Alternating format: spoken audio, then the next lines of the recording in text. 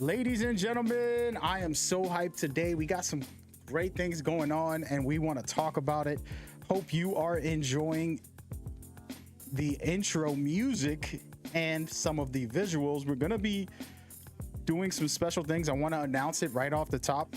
We're going to create a YouTube. Well, we already created a YouTube channel just for this specific content only. Apex Legends Core Battle League events. So you, the players, and the viewers can all enjoy these events and get highlights and different things like that. We are going to be looking for video editors. So that's what we're starting off with today's intro. I am your host, Mad Gamer. We're going to be beginning this show very shortly. This is the pre-show and just a way for me to introduce what we're doing and talk about it for a second and give you guys a feel on what's going down. So if you want to chat with me and just kind of say, what's up, man? How we doing? Feel free. Now's the time. This pre-show is where it's all at. We will have the actual official event with a cool casting team today. We got a big team today. Today's probably one of the biggest days that I've had when it comes to casters. We're looking at about possibly 4 casters in today's event, which has never been done for the CBL. We always stick to 2 or 3 at most. So I'm pretty excited about it. I ain't gonna lie. I hope you guys are too. Get ready and get rolling. I'll see you guys in just a minute. We're gonna start it up in a second. We're going to open up the lobbies for the players right now, and then we are going to start up this show by talking about what we got going on. So stick around. It is not even begun. Stay tuned.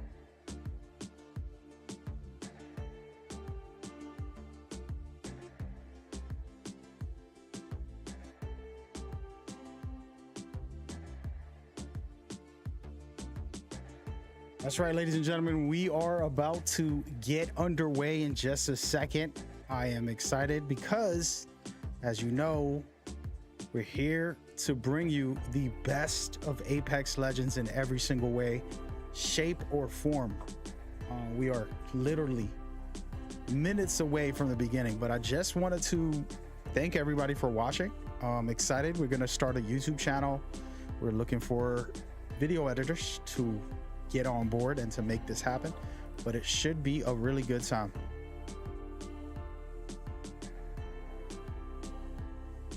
Thank you for tuning in, and it's been an honor to do these, and we just got more confirmation from EA, aka Respawn, with more codes to be able to host these events. These guys are supportive of us. Of course, we are an independent esports organization, and we basically try to lift up teams.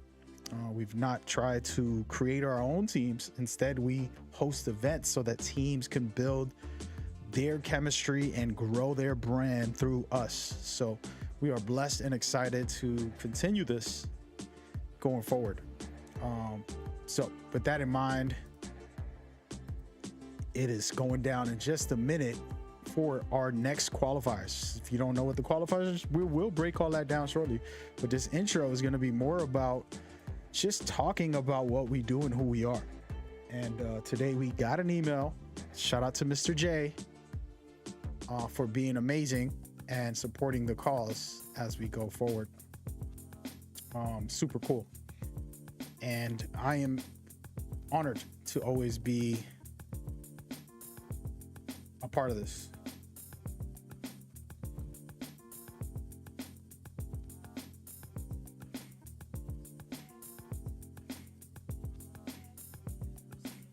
That being said, let's go ahead and do the actual intro and get the ball rolling for everybody as the event is beginning now.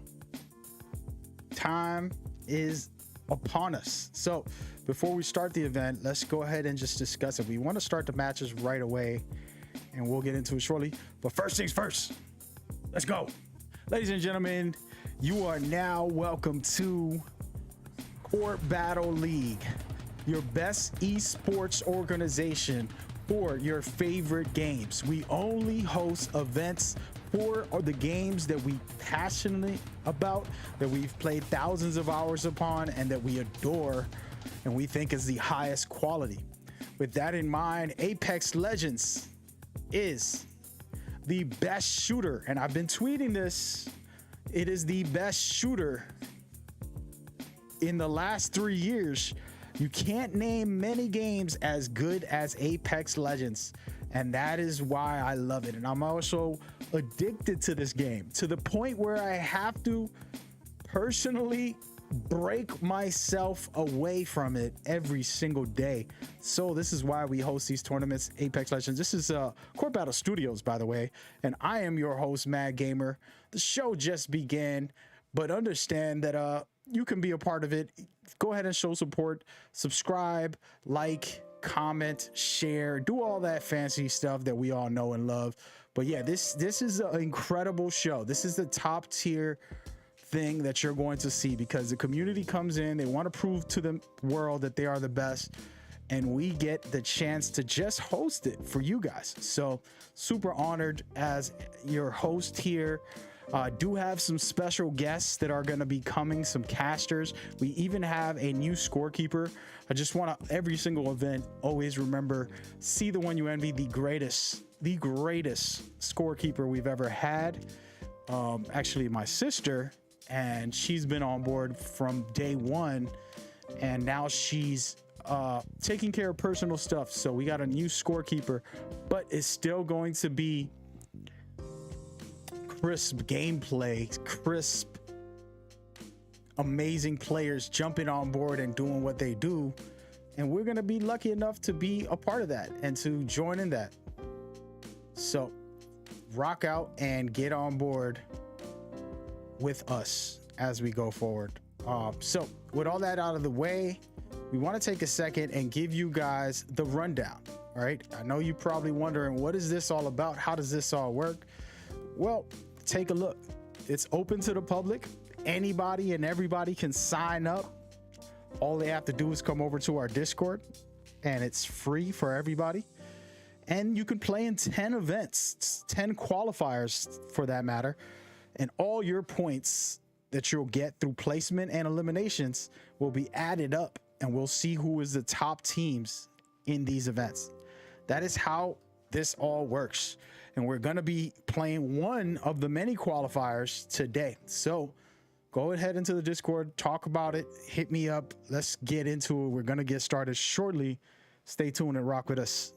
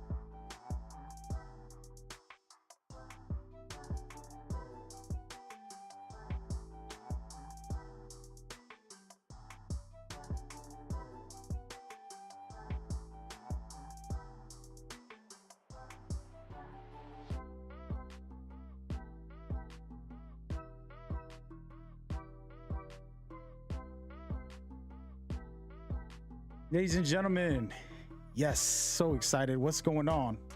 Thank you very much for tuning in. We've been really excited about today. We have a very cool new cast of brand new casters jumping on board. We have some amazing teams who perform very well.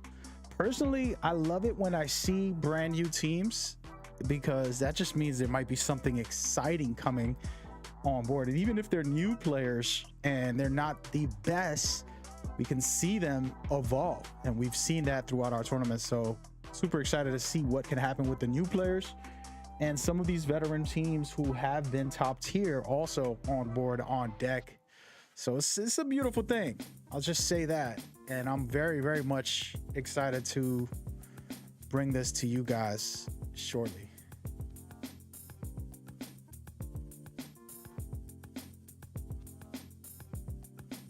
But thank you guys for tuning in and rocking with us. It's a blast in the past, in the future, in the present. I hope you guys are entertained with the music. I know y'all vibing out there. I hear y'all. Somebody said they're hungry. Hey man, get yourself something to eat and come back because we're gonna be here for another 6 games of Apex Legends. All right.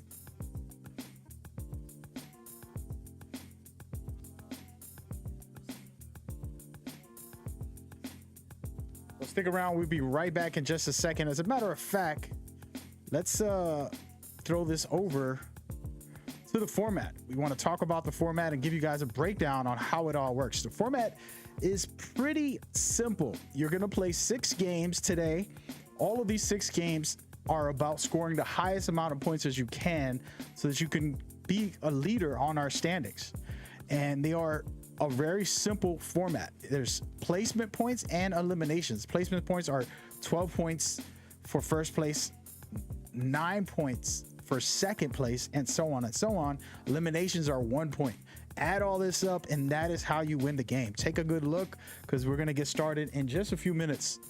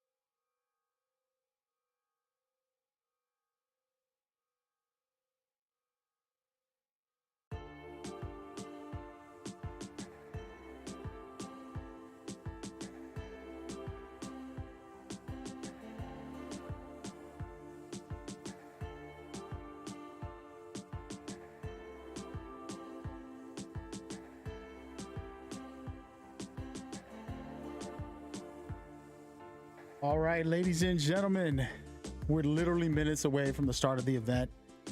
I feel humbled and blessed. Very excited for today's games. Should be interesting. We have some incredible guys on board. And of course it's Apex, man. Apex is so good. So good. And that's why I host these events. I hope y'all enjoying your day. I hope y'all ready. It is going down very shortly. Super excited. Before we even talk about what's going to go down, let's just showcase our current standings.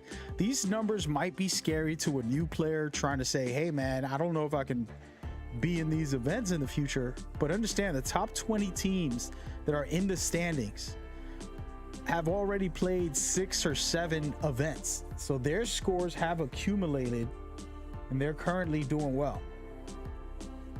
But you can play up to 10 events if you're a brand new team, and you can probably add up enough points to get into the top 20 or top 30, because we are still having the conversation about what is the maximum qualifications for people who can make it into the playoffs. But that's what's going down, and it's a beautiful thing, and I'm super excited to just showcase it to you guys right now. So it should be an exciting night. Some of these teams that are in the top 20 are playing today, actually. So we're gonna get some really cool stuff happening very shortly.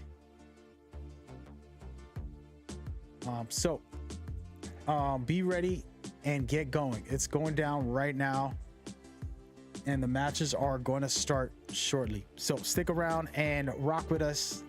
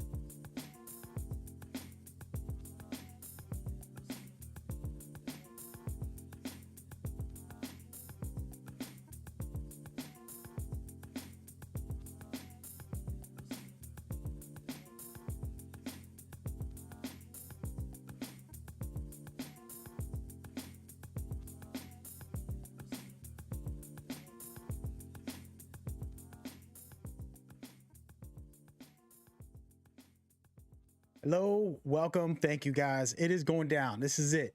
Enough talk. Enough. For everybody watching, thank you so much. It's about to begin. We have 6 games right now. Top tier teams, best of the best, all getting ready to compete this very minute. And it's up to you, the viewers, to leave your predictions. We're going to start doing some cool stuff later on, have a poll and a bunch of cool stuff for people to enjoy with us and to get involved with. So for now, in the chat, tell me who you're rooting for. Even if you're a player, tell me who you're rooting for. We're going to start these events every single week, multiple events per week, and we want to continue to give everybody a chance to play, to be a part of the movement, So we have some players who are going to be casting today. We have some amazing new features for our community as far as player representatives who are going to basically help for the players union that we're starting. And it's basically a way for players to unite, to kind of give feedback to us and to Respawn by grouping up and coming together as a family and as players in the competitive scene. I believe that we offer the most when it comes to feedback to improve the game, because, you know, we are big fans, but we also play tons and tons of hours. So we're able to address any issues. So together, everybody in the Discord, we can be a voice to help improve Apex. And I believe it keeps getting better. We're on the 3rd year. It has been unreal and exciting just to see.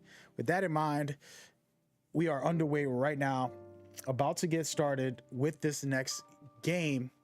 But before we do, I'm going to break it down one more time so that you guys can understand what we have for today. Simple and plain. The format is pretty straightforward. We're playing 6 games.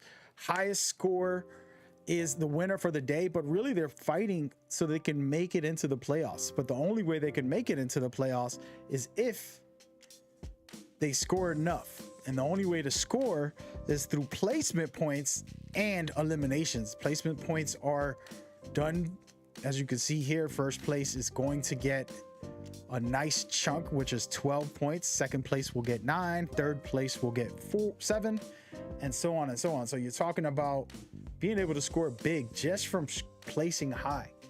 But the elimination points are a big game changer. If you can get a lot of KP, is what we call it, you're going to be able to take your team to that next level. So make sure you get as many elimination points as you possibly can, and then you're good to go. All right. That is the general format. It's pretty straightforward, guys. All right. And why are we doing this? Well, this is for you, the community. So that means if you're willing and wanting to come on board, you can jump into these tournaments. All you got to do is go head to our Discord and sign up. That's pretty much all I ask from you guys. And then after that, the event day comes and we host these tournaments for everyone to enter and to be a part of. Okay. So thank you guys so much for getting in and getting involved. We're literally just seconds away. The teams are all ready to go right now, actually. So we're going to start it up shortly. Again, you can play and have fun and be a part of this journey with us as we go forward. I'm going to go ahead and take a quick second before we get started and then get this match going. Thank you so much for tuning in. Be ready. The matches are starting right in just under a few seconds.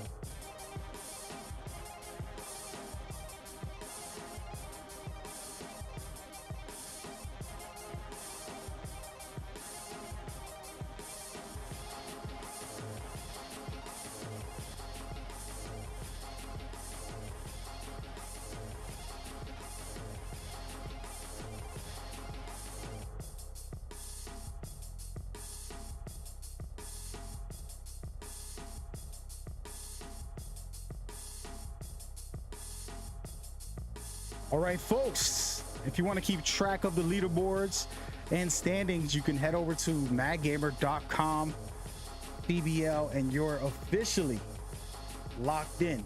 Okay, that is what's going down today. And man, oh man, it's a good day. I'd like to give a big shout out to everybody watching right now. Make sure you subscribe. Make sure you show some support. We want to try to build this community up and take it to that next level, and you are the reason.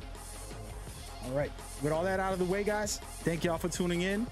Game 1's about to begin, and I want to just talk and introduce our guests today that will be hanging out with us through voice chat. And we have multiple guests possibly coming on board, but the first one that I am excited to talk about is somebody who has come on board and played in our events and just kind of built their Apex passion and growth as they went forward. And now they're coming on board with us to actually be a part of our casting crew. So that is pretty cool. So we're going to go ahead and invite them and say hello. Mr. Warring Legends is in the building right now. Can you hear me? Yeah, I can hear you, Mag. How you doing? I am doing good. The games are about to begin this very second, and I'm super excited. Thank you for being this your first time here, but I know you've known about the community and you've been on board with watching some of these events. And right now we have some crazy great teams we know about. Then there's some new teams. So I would like to see what you know about a team that you know out there that you can just give us your thoughts and opinions for somebody new watching. And it's like, hey, let's watch out for this team. Which team would you think we should pay attention to today? Well, really, I can't pinpoint one exact team, but I do know the RBN, the Raven organization. They have been putting in a lot of work. I've been building my passion for the game, like you said, and just finding that these teams out here are just hungry. And if it's one organization, I can't really put it down to a team because they go back and forth with their placements. But the Raven organization, their teams are just really on point and hungry for it. So any other teams that you see in these circuits are ones that I've been keeping my eye on. Right. All right. Talking about that, ladies and gentlemen, welcome to game number 1. I am your host, Matt Gamer, and we have Warring as my co-host today, and he's going to be helping me out here, breaking down what we see, what these teams are doing, what is their game plan, and so on. We're in Stormpoint. We're going to play 3 in Stormpoint, then we're going to play 3 in World's Edge to follow the ALGS setup so that these players can prep and practice for these events. As you can see right now, we're looking at the team he just suggested to pay attention to, and it is Raven Horizon. This team right here, just so you guys to know, been around for a long time, but one of the best things that you get to see as the host for myself is they'll adjust. They'll find new players, they'll rotate different play styles when it comes to what legends they want to use and things of that nature, and it makes it very interesting, to say the least, to see what's going down. And right now they're going to be going ahead and trying to drop right outside the ring, and this is a nice area, the landing pad, to pick up some loot and get started. And it's nothing better than dropping safe so that you can get yourself something going. What about you, Warring? What do you feel like you need the moment you drop? What you need the moment you drop, when I ever drop in, first thing I want to look for is to where I can try and pick up a good chest piece. I mean, you drop in with a level 1, which is a whole lot better. I believe they started at about 2 seasons ago, but I typically look for something that you can just pick up and start shooting right away. I mean, that's pretty much the name of the game when you start getting a little more increased with your skill level. If you drop in and you're just trying to punch somebody, you're not going to get too very far. As you see here, Dugo's got his he's got the bow check out and getting pretty good shots going, but I just have to say, as soon as you drop chest piece, weapon, and regroup with your team. For sure. And right now, yes, there's a big fight going on. Raven Horizon are backpedaling. They lost the player, but they're really doing some good shots with that bow check, but they have to be careful as they get sniped down. And now we're down to the last player, and guess who's in town, folks? Genesis coming for blood against Horizon. These are 2 well-known teams in the CBL. They have been playing for a while now. Look at the trolling going on. Disrespectful by Cobra Ops. How dare you, right off the start of the game, trying to cause some disrespect and maybe starting a new rivalry. These teams have been very respectful and professional when it comes to our Discord and handling their teams. But when you're in the game, Warring, I mean, hey, all gloves and all respect is lost. We're trying to eliminate each other. Isn't that right? That is absolutely right. Now there's a little line from an old movie, Love and Basketball. All's fair in love and basketball. I like to call this all's fair in love and war.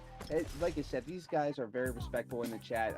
Going about the business. But once you get in the ring, gloves are on. It's all bets are off. You need to do what you need to do to go ahead and just show that you are the best of the best. And I mean, sometimes you get a bad drop, but as we see, it's just drop, loot, shoot, kill, and rotate. Love it. Drop, shoot, loot, and rotate, baby. Repeat. And right now we're gonna take a second and look at a different team who's on board and take a minute to talk about them right now. And these guys right here are trying to make a name for themselves right now. I like what they've been doing. I like their energy. They have 87 points in the standings. They played a couple of games and they gave themselves some points. Today they can play again and score more than 80 points in one whole event. So never give up on these events. You get 10 chances, and this team right here are going to try and do that. And we'll see how they'll play. And again, they're pretty new to the CBL. They only started a couple of games ago. And it's fun to have teams come on board and try to make a name for themselves. They were in the middle of a quick little battle, but they backed off, as you can see right now. And this is something that's important that I always talk about, which is rotating, not forcing a fight unnecessarily, and playing it smart. Isn't that the best thing we should be doing there, Warwick? Yeah, absolutely. You've got to know when to pick them, when to stick them. If you're not in a good position to be able to get some kind of height or have some kind of cover, like right here that Dib had right on that rock, and I mean he knew that, shoot, I'm not in a good position, get back here with my team, they might be in trouble. He's trying to get out of the way, and you've got to just make sure that you have cover. But if you don't have that cover and you're just out in the middle of the open, there's no reason to be doing that. You're gonna Definitely. you're gonna lose your standing fast and not even be able to get any placement. I agree. And talking about that right now, the trouble is that these guys, DIB, lost the player. Now they're just running to try to recover. They're not getting any breathing space. And it's one of those moments in these type of situations where as long as you can get back, recover, heal up, and then maybe recover your teammate's banner, if not, 2 is better than none. And it's one of those things where, you know, am I gonna rat for the rest of the game? Sure, but if I'm by myself or if we all die, there's no points ever.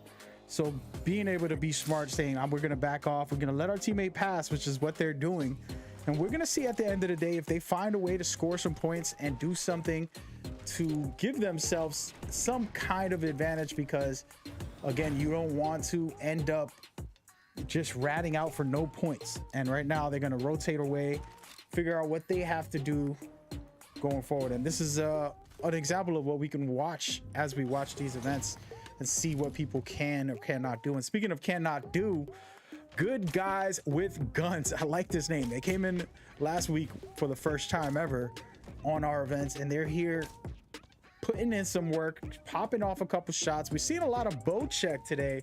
It's a weapon when it first came out was overpowered, and now it's a lot more balanced, and it's still a great weapon. It's a long range style, but you can also rapid fire it if you need to. I definitely love this thing if you're good with it. It's not the easiest weapon to use, but once you get good with it, you're gonna really be doing some great damage. You can see right now, Good Guys with Guns are trying to step it up and pop some shots here.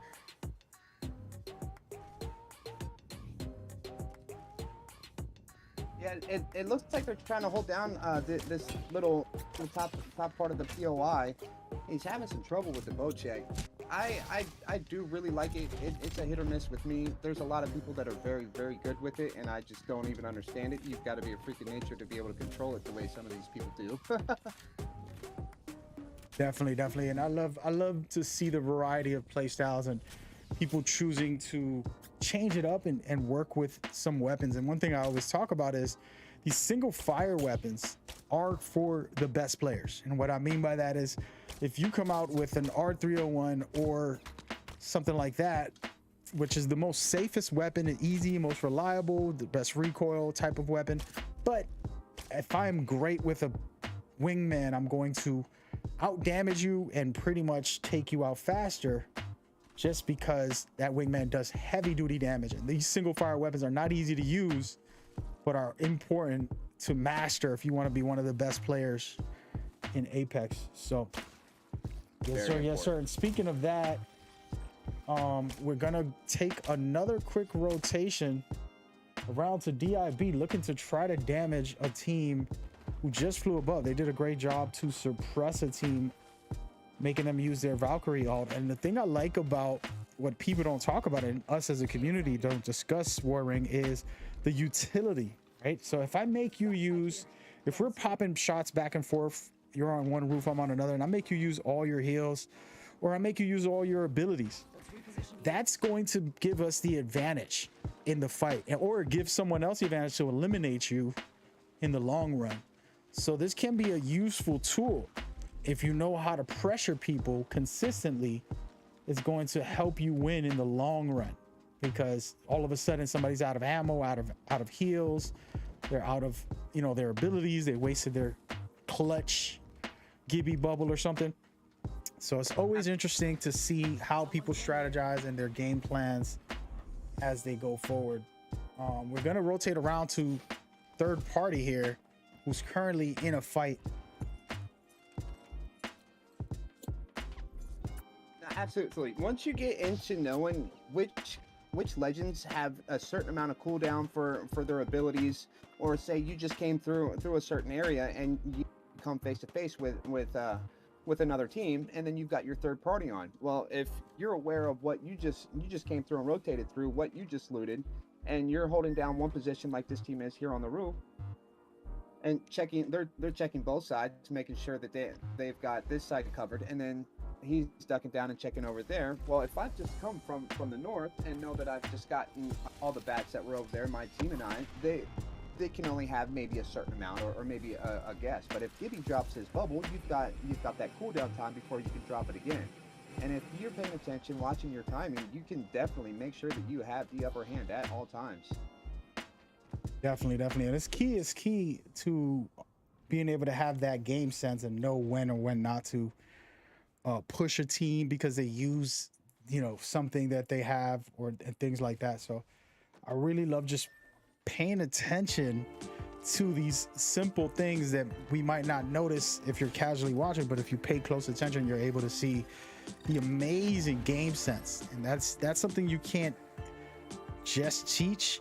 It has to be something you start experiencing and build as you go forward. So super cool and amazing stuff. Right now we're down to 13 teams. The second round is ending, and we're going to be going into round 3 shortly here. And I love when it gets to the 4th round or so, where things get tight and everybody's playing to hold a position. For now, they're going to be rotating deeper into the ring, trying to figure out where to go, what to do. And I love it. Talking about Storm Point, we're going to rotate around and check in on Symbiosis, who are currently in a battle. Speaking of Storm Point, at first it was really rough because I was taking a break off from video gaming, and then coming back and seeing this new map, it was really rough trying to get used to how big it was. And then just after, I think it was 24 hours, I had fallen in love with this. I think this is probably one of the best maps that I've had to play on with any kind of comp.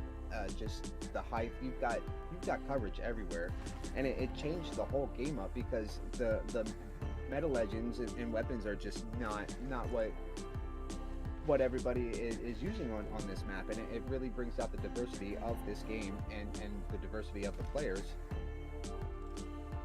Definitely agree with that. I think that it's one of those things that for competitive players, I talk about this all the time on my normal streams, that competitive players, we all want what we want, how we want it, as far as like, this is the meta. For example, every team will have a Gibby, every team's rocking a shotgun. These are kind of staples. If you look at, I don't have the pick ratio officially, but from everything I've ever seen, these are what players do. This is the standard. They're forced to play this certain way. So we're used to playing in World's Edge, for example, but this map definitely opened the door to possibly something different, some new experiences, having such a bigger, wider range, and overall everybody can drop safely if you really look at it, and then get into a fight from there.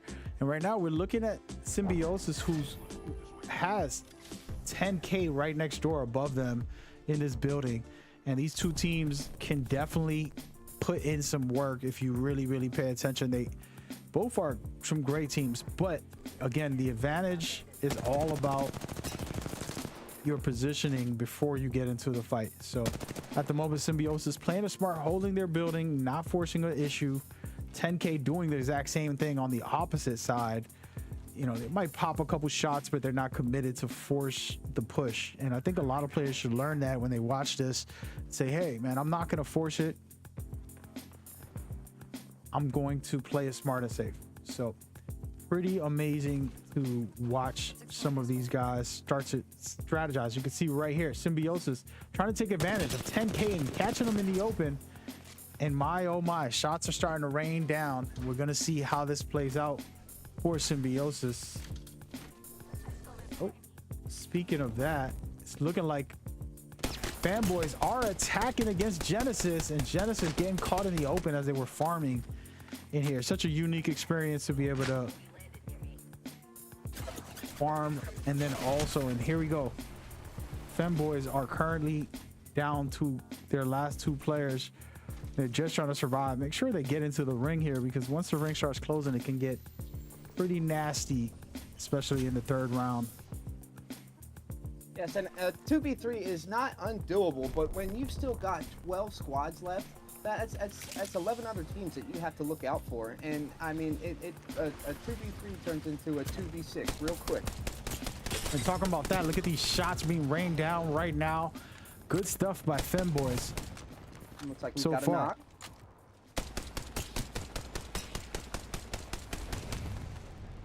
That Ash coming in clutch to get escape. Can they make it out of this ring and survive it? Also is a question. It's the third ring. They're right on the edge of being safe, but that ring's gonna hurt, especially when you've got shots being fired at you.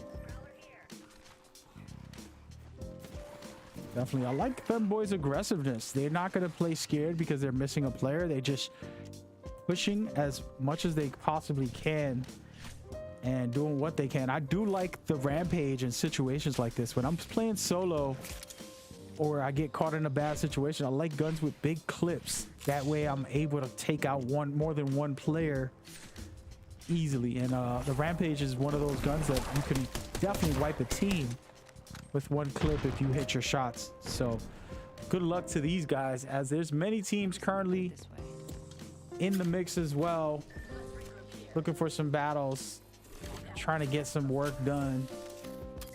And we're looking at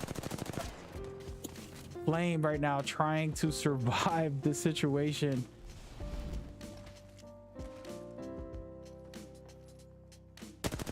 Yeah, we've got Team Flaming You down to one player. I believe Kintex. Looks like they're trying to survive it as best as they can. They've got cover. They've got the ring to their back, so they know nobody's going to be hitting them from the back.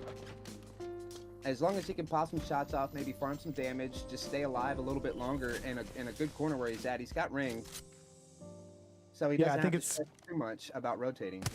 For sure, I agree with you on that. The thing is you know, you feel good about where you're at. You feel good about everything, even though you're by yourself. The moment you get scanned by a bloodhound or anybody, it tells the whole team, hey, he's by himself. And what happens is they'll push you easily and say, hey, let's get this free KP right here. And all of a sudden, now you're down and out, struggling, facing the, you know, wrath of a team who's playing smart, knowing what to do in those scenarios. But let's rotate around and check in on some teams that are busy right now. 10K Beams currently trying to score some points, and I feel pretty good about the lobby. A lot of greatness going on with a few teams that we'll showcase in just a second. If you want to watch a specific team, we might turn it around, and we're going to be doing this thing in the future where people can vote on who we watch at the start of games or in the middle of the games as well, just a little bit. But you can see right now 10K Beams with a charge rifle, and you know those things slap if you can hit your shots, and they're just scanning the area, seeing where the teams are, trying to get some damage in. Like I was saying earlier, that damage is going to do critical things at the end game when person doesn't have any more heals and they're suffering from, you know, getting attacked so often, and they'll be able to do something special. Look at this, beautiful shots going in right now with that charge rifle. And right now, down.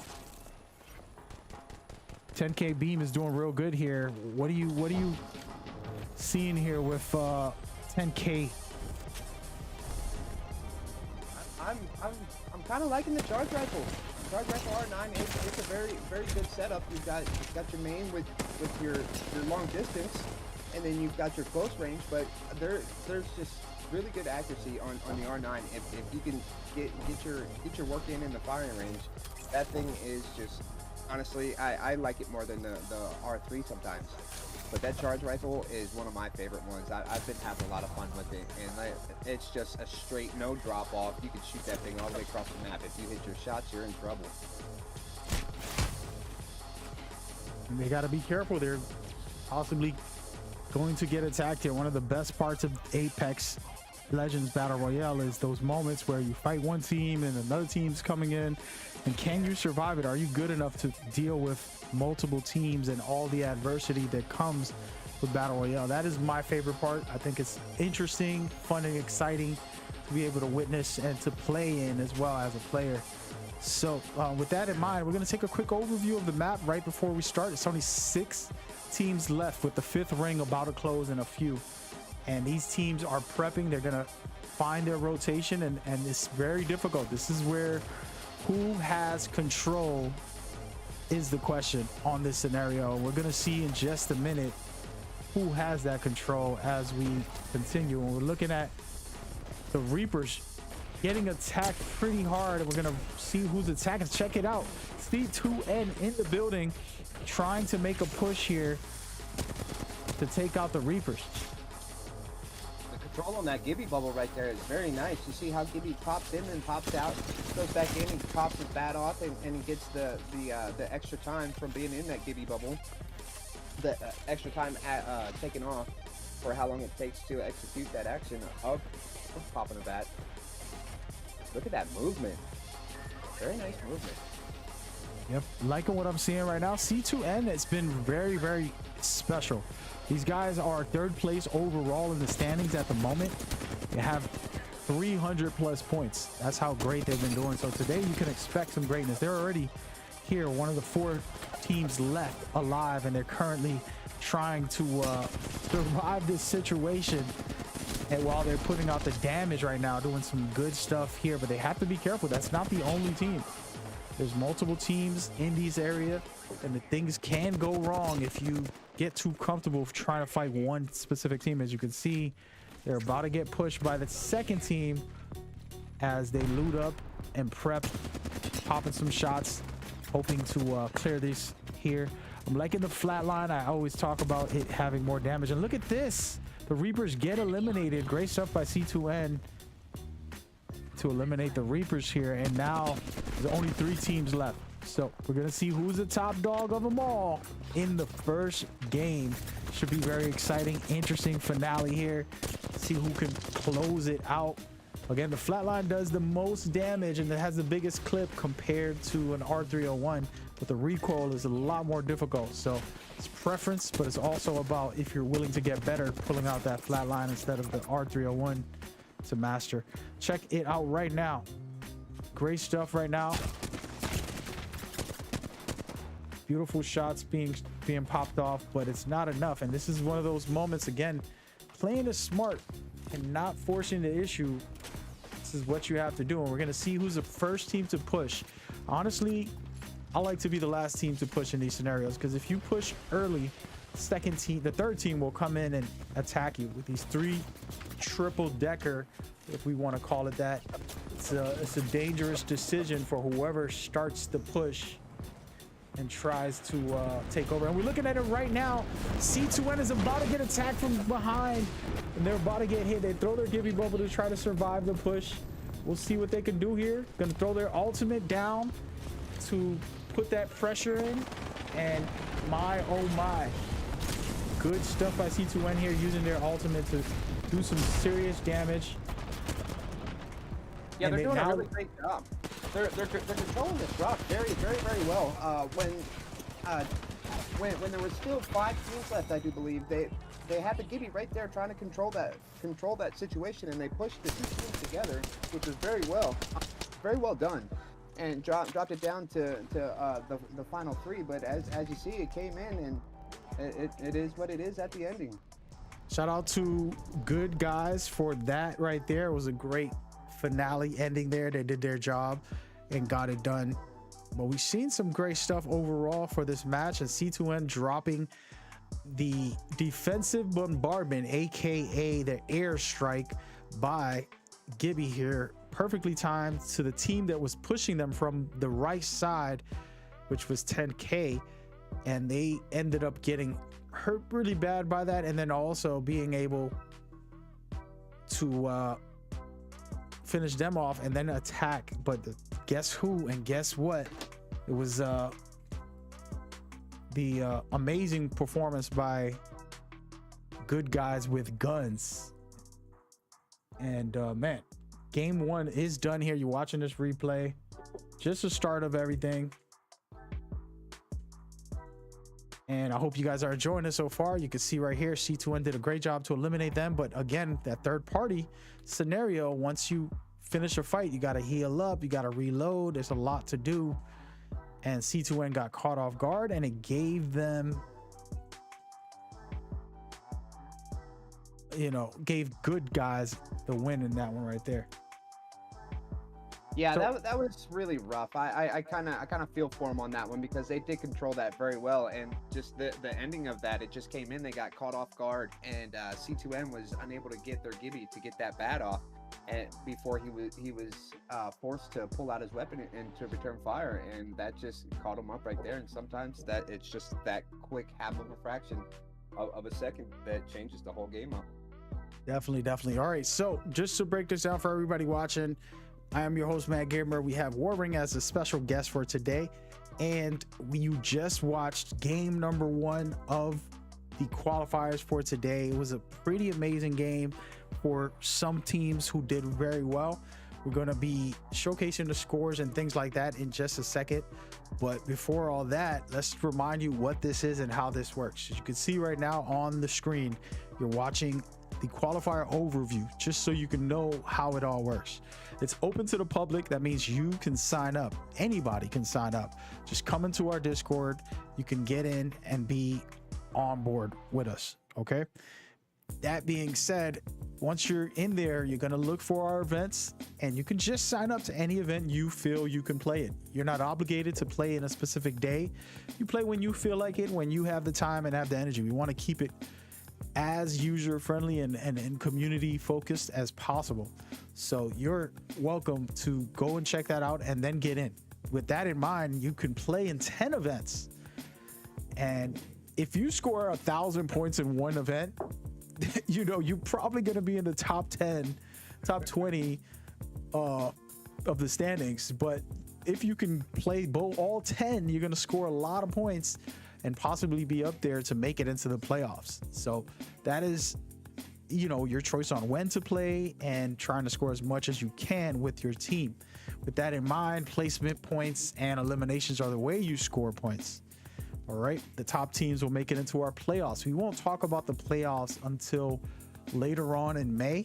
We want to kind of give everybody qualifier focus and stick to the game plan. But man, we're excited and humbled and blessed to offer this to you today. I got that email about hosting more events for the rest of the year, a couple months down the line, and I'm really grateful for EA specifically. I don't like saying his name because then people will look for him and hunt him down for it. But shout out to my man Jay, who definitely shows support from Respawn. Thank you so much. With that out of the way, let's show you the format for those that are new. This is the format. Pretty simple. They're playing 6 games today. They're scoring through placement and eliminations. Highest score wins the day, but really they're trying to fight to get up in the standings. That is the general setup. We're going to be right back in just a second. So make sure you stay tuned and rock with us here at the CPL. We're going to start game number 2 in just a minute.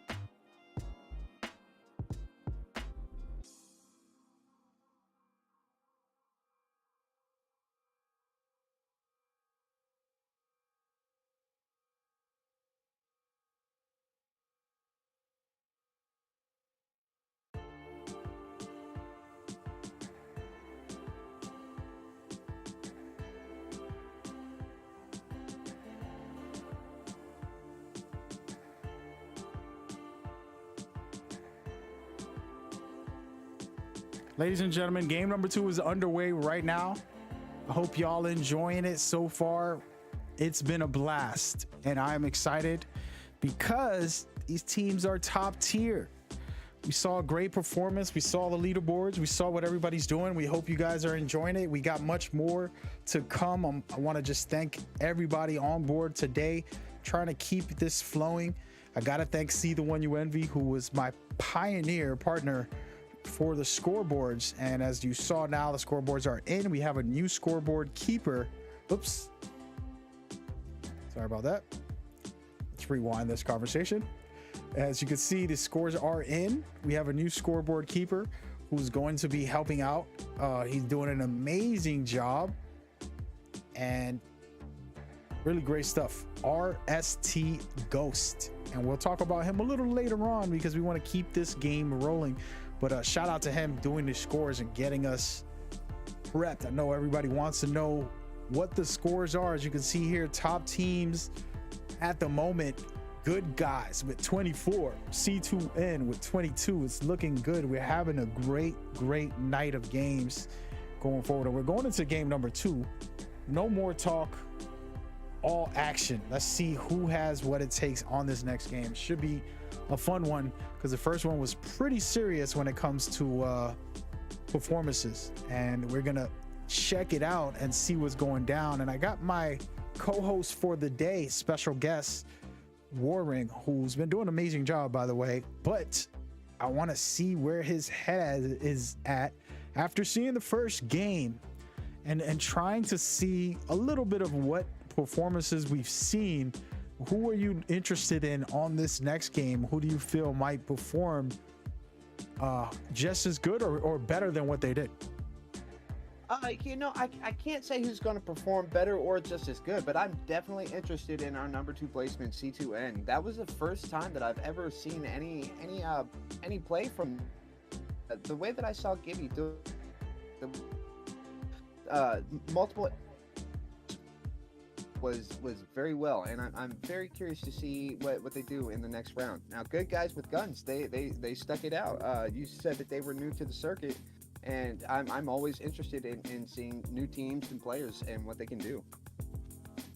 Definitely, I agree. And my thing was, you know, you're talking about getting first place. Cool. You're amazing, right? But they scored 12 points, okay? 12. I think I know how to count. I think I got it all right. So 12 points in eliminations. That's 12 kills. And then they scored the first place. So it's like, okay, you're pretty good. You got first place. Might have got a little lucky. You know, sometimes you can kind of be like, hey, they got a little lucky. They didn't get bad rotations. They didn't get bad third parties.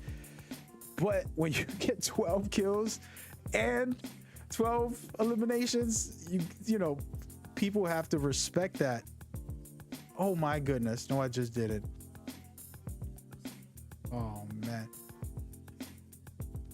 Well, we're starting game number 2 right now. There we go. Game number 2 underway at the moment. Good luck to everybody playing, and let's get game number 2 underway. And Warring, I'm going to let you take over here and break down, you know, if you're in game number 2 and you're performing as well as Good Guys did. We're going to take a look at them. What is your mindset going in from here? Just break it all the way down. My mindset going into round number 2 of a series, if I performed as well as Good Guys with Guns did, I would just, I'm the IGL, I would just remind my team that they need to stay calm. We've got a good sitting. Just keep things normal. Drop, loot, rotate, stay together, keep your comms tight. If you want to go in and play it safe, you know, I wouldn't be dropping into any heavy POI, but it looks like they want to keep it to where they've got a good rotation. They drop that, what I like to call the cage. You know, they're a little spread out, but nobody else dropped with them from what I saw, and obviously they're not too worried about it. But just go in, get your loot up, you know, inventory management, and regroup and get ready to start rotating. that's the best way that I would be able to try and keep my team in control, especially if you're playing as well as you did last round. You already know it's going to be a good day. Definitely going to be a good game. Speaking of good game, we already have some action going on. Symbiosis popping a couple shots, trying to prep here, getting ready to get into a fight. And when you land and there is some drama, for me personally, keeping your team tight as possible, because you know this is a trios event, and regardless of how good you are individually, if you're playing 3-on-1, it's probably not going to work out in your favor. So having your team close, and you can see right now Symbiosis have one of their players that they're trying to rush towards, that way they can group up, and it's critical because you're facing multiple teams and anything could happen in these scenarios. It's very dangerous. So as you can see right now, they're currently just group up, but there is a team next door. I like the fact that the other team didn't push right away. They probably realized, hey, we're not actually ready for this. We don't have enough weapons, ammo, or maybe armor to take up the fight right away. Let's play it smart here and take our time. So super interesting to see how it'll play out, but I do believe it will be a fight very shortly, because teams end up getting very confident quick the moment they smell blood. Absolutely, and when that third party comes in, it's always a hunt for blood. You hear some fires, some shots being fired off. I always want to rotate towards it, or at least try and get close to it. Especially if you start seeing your kill feed lighten up, you want to get close to the damage and get some damage yourself, because it's not just about what placement you get. You get points by getting kills, and you're not going to get kills just by looting up and sitting in a corner waiting. You do have to go and get some action every once in a while. Yeah, it's always interesting to me. You know, you're seeing great players at times, and sometimes they're not forcing the issue. They're like, hey man, got to play this smart. And you know, being smart and being a good player doesn't mean you're aping everything. I like aping things because I play casually, but then when I'm serious or I'm playing ranked, trying to get above, you know, platinum or whatever, when I was trying to get to diamond, I had to play smart at all times, and it was a different ball game. So super interesting to see how teams are going to go about it going forward. Let's take a quick rotation to see what is happening. So currently right now, the team we haven't talked about at all, Retro, in the mix. Excuse me.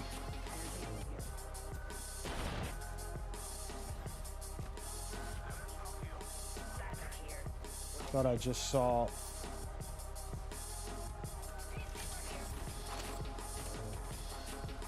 some action. It looks like FA were popping some shots, but they taking their positions, taking their time right now, figuring out what to do next. Yeah, it looked like their Horizon was checking their surroundings. I wasn't sure if that was a death box that they were in at the moment, but there might have been a couple shots popped off. The Horizon from FA's popped her ability up and took a look around. Didn't really see much going on, so she continued looting. And now I'm not sure if they've got footsteps around them, or if they're just communicating with exactly what they want to do next, but looks like they're ready to get out of the area. And there was a death box right there, so we did miss a little bit of action right there. 14 squads left. Yep, 14 squads. Is still early. It's their first round. I like it when teams are still alive and going, because you get some interesting end games scenarios, and could be very, very fun when the round starts to close up. Yeah, and it looks like FAs are wanting to play the edge of circle, edge of ring, sticking right there. Very good POI. This is a nice area. You've got a couple different locations out. You know, with it only being the closing up first ring, they can even take some time and play inside the damage ring. I've seen some players that have actually started to use that very, very well, and just not even worrying about being in the ring And I mean, if you're an edge of the ring team, that's just what you get comfortable with. Let's see how they do it here. Looks like it might have some action going on. And right now they're popping some shots off at Raven. Reapers currently getting attacked. A nice little ambush situation here from FA, who's doing a good job to surprise his team and really push them off balance. And it's really solid stuff. As you can see, you probably can't hear it, which we do have listeners, but their communication was spectacular because they moved in at the same time. They hit the same enemy, and look at this quick wipe of Raven Reapers by Team FA, and that was really solid performance. And again, as I explained, the communication is not something that you can just learn right off the way. You have to work with your team, figure out how you guys want to play, what you guys are doing, and having that in-game leader makes a difference, because now you can follow someone's lead and work with them. And I love it. And shout out to FA for displaying that quickly, showcasing exactly how you should go about that and make that move going forward. So super stellar stuff by them just to start off and to get the ball rolling. And speaking of get the ball rolling, might be somebody else right next door. Looks like Team Ghost is right here with FA. Let's see if FA can survive getting pushed themselves. And at the moment, Ghost did not do a good job to ambush them right away. They found where they were, and now they're trying to rotate around and survive this situation. They got to be very careful because they're not in a great position to hold. You see the shots being rained off. Beautiful stuff there. And FA taking down one of the players, and they're going to move up. Valkyrie trying to get out of there. It was too much for him. Gibby on the Ghost team tried to throw the bubble down. It was a little bit badly placed to try and get away from them, but they were just overwhelmed with not getting there on time. I would assume they were trying to come in and get a third party on the fight that they just finished, but they had already reset and got their comms back. They were ready and loaded just for anything that came at them, and it looks like they got the best of it as we can see. Yeah, for sure. I think one of those things, talking about actually pushing at the right time, it's that game sense that I was talking about. Is yes, I can teach and talk about, and you could probably look up on YouTube somewhere of somebody breaking some stuff down, and I've done it myself on my live streams, coaching people, kind of giving them the rundown. But it's different from talking about it and actually being able to do it consistently in the moment in situations. So getting a good habit of, after killing someone, swapping the shield as fast as possible. You know, most of us will try to heal up. An average player's just trying to heal up when they should be swapping shields right away. And then also for the third party push, you don't want to wait too long to give somebody the chance to swap a shield. And speaking of swapping shields, look at this third party gaming right now, trying to hit some shots, doing what they can to survive. And again, it's never easy, guys. It's never easy. You got a lot of different scenarios, and good stuff right there by AM, coming out blazing, trying to pop off some shots here and do what they can to take out third party gaming. Yeah, we're getting down there. We've got about 35 seconds left of round 2 before we go into the closing of the ring, and it looks like 2 teams were just taken out. We went from 12 to 10 squads real quick. That's just how fast it can go. With 20 seconds left of round 2, I'm pretty interested to see how this AM1 does this rotate through here, because it looks like I'm not too sure how far away they are from the other teams, but I mean they've got a little open area that they're gonna have to travel over to get into safety towards the ring. Yeah, for sure. And it's a good thing for us because we're safe in the house. They're the ones that gotta rotate, and we can just watch the problems that they have to face and enjoy this combat right here. FA right now trying to figure it out. We're gonna rotate over to them and see what they got going on. Once again, this team is busy today right now on this match, and they had 0 points on that last game. So today they got a bunch of kills. They're the kill leaders right now, and they're rotating out of this fight that they were just in smartly. Once again, the ring is closing. The team is pushing them. Unnecessary fight, probably. So let's just rotate and figure out what we need to do once we get into the ring, hold a great position, and force teams to battle us there. And that, again, is all about game sense and being able to have a good team leader who's going to say, hey, let's rotate. And doing it as a team and not forcing the issue is very critical. As you can see right now, FA, again, kill leaders and also playing it smart right now, holding this position. They can choke a team out, actually, if they can get up high. As you can see, that's exactly what they're going to be doing. And now this team trying to get in on the ring, they have to fight the ring, have to fight this team, and deal with so much drama. This is the pressure of playing and trying to perform well in scenarios like this. Not easy. No, and you saw the FA's Horizon try and go in there. It was a very good shot to try and get her all down there with the ring coming in. So little off with the landing, and she ended up having to back out. And we'll see. As soon as you said it looks like, or that they could choke, I realized that they were actually trying to do that same exact thing. Beautiful stuff here. They take out GC and eliminate them from that game right there. And that is exactly what you want to see from a team who's playing it smart. You know, hold a choke point, push the team back, force the team in an uncomfortable situation. They want to get outside of that ring, and now they got screwed over in a perfect scenario for FA to change the game and change the pace for themselves, going from 0 points in the first game to scoring pretty big. And you got to give them respect to their name.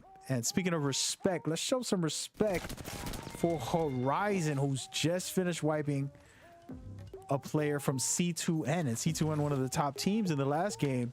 But Horizon coming out saying, hey, we want to score some points, we want to get this rolling, we're not going to back down, we don't care what you say. They only got 1 point from the last game. As you can see right now, they're actually scoring and trying to get themselves as high up as possible with 3 kills currently. Let's see, just as I was just talking about how some of these players are getting really comfortable with going in and playing in the danger zone. We've got Dugo from the Horizon Raven team just going back into the danger zone to get away from the shots fired and be able to have some time to heal up and maybe regroup and reset. I thought maybe for a second he might have rotated, was going to try and rotate all the way around. What's FA's doing here? Looks like they're trying to get into the action. Horizon jumping off, hitting their ult. Apologies there. Quick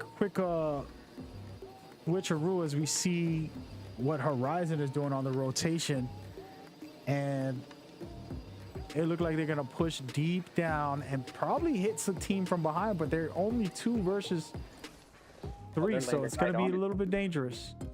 They're landing right next to more fighting. This is really dangerous for them. Yep, and they're facing a team they just fought with in the last round and got trolled by, which is Genesis inside that building. They're actually running away from them right now, so you got to be very careful. Genesis took them out in the last game. It was pretty funny to start off the stream. They did a little trolling at the end, and now they're deciding to back off. And Horizon playing it smart, and this is a good move for them. Try to get deeper into the ring, find the best position, and just hold it.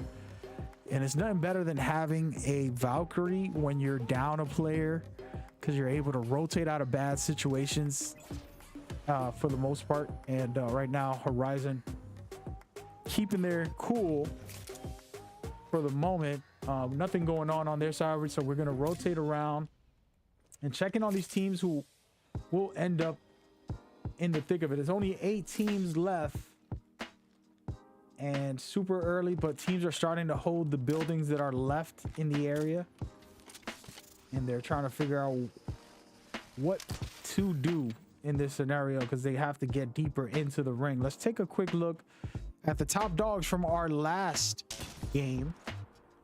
Good guys are back in it, about to try and make some plays. Looks like the good guys are looking up on. I don't know if they know if Horizon is there, but that's where Horizon was, just sitting. Right before we switched over, they took a shot at, looked like it was an Ash getting off the Trident. And then, yeah, that's a charge rifle sending down that Team Horizon had, I do believe. They just charged it up. And now they've got good guys kind of backing off, trying to reposition. I don't think they know that was Team Horizon with just the two players there.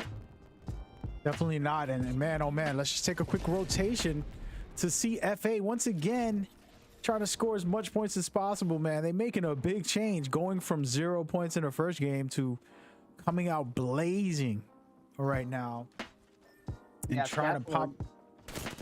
That Sword had 3 kills, I believe is what it said. 3 kills and maybe 5 assists. So there's some points there for them at the very least. Yeah, they have a lot of points actually.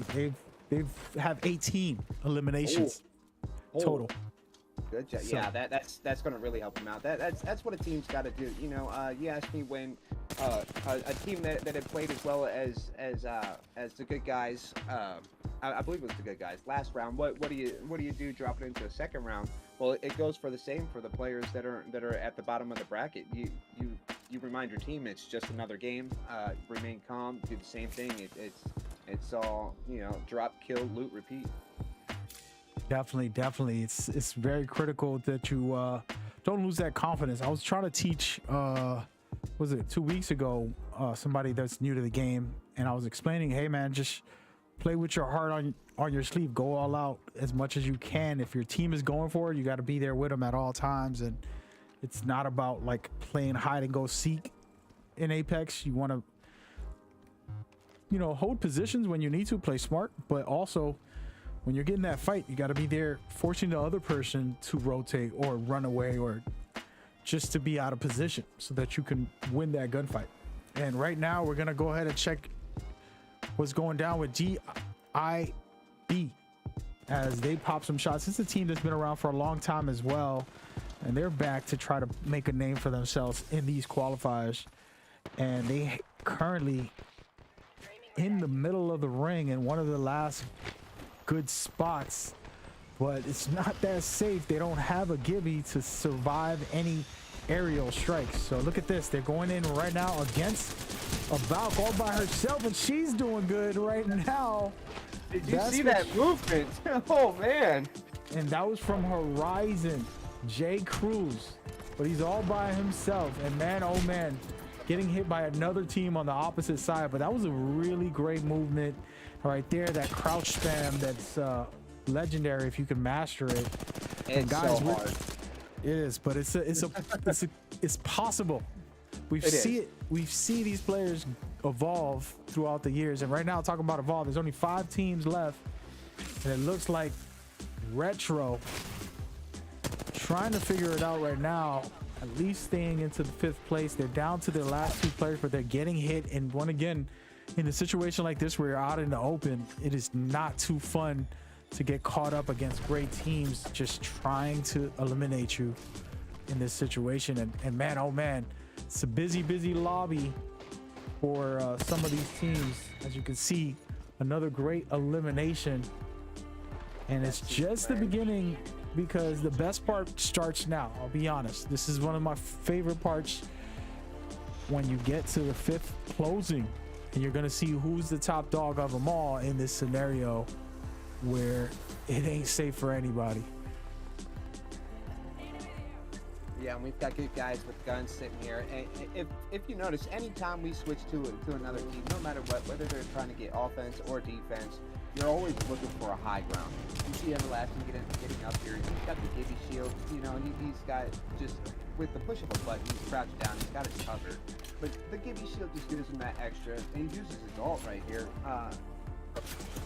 Maybe hoping to push forward and get in closer a little bit on the action with only 3 teams left. He's doing a lot of damage here. Oh my goodness. That was a nice push.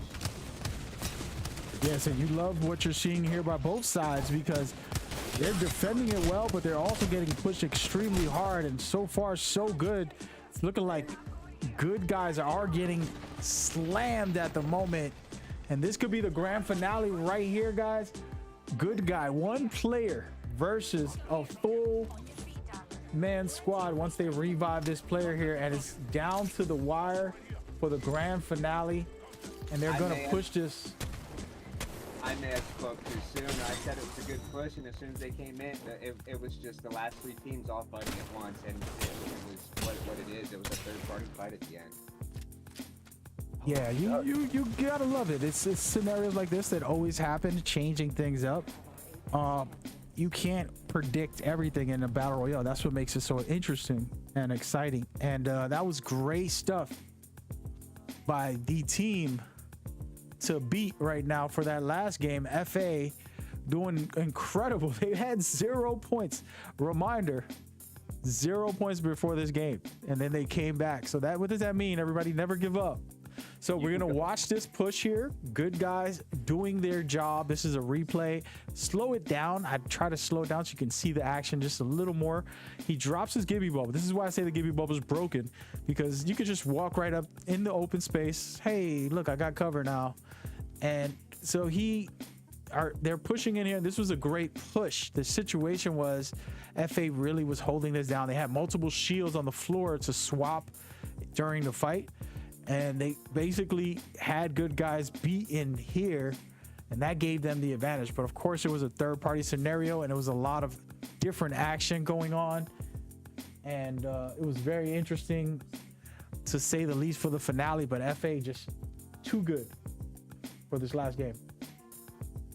Too good. With the blink of an eye, 1 game gone, they're gonna get a really good rating off of this one.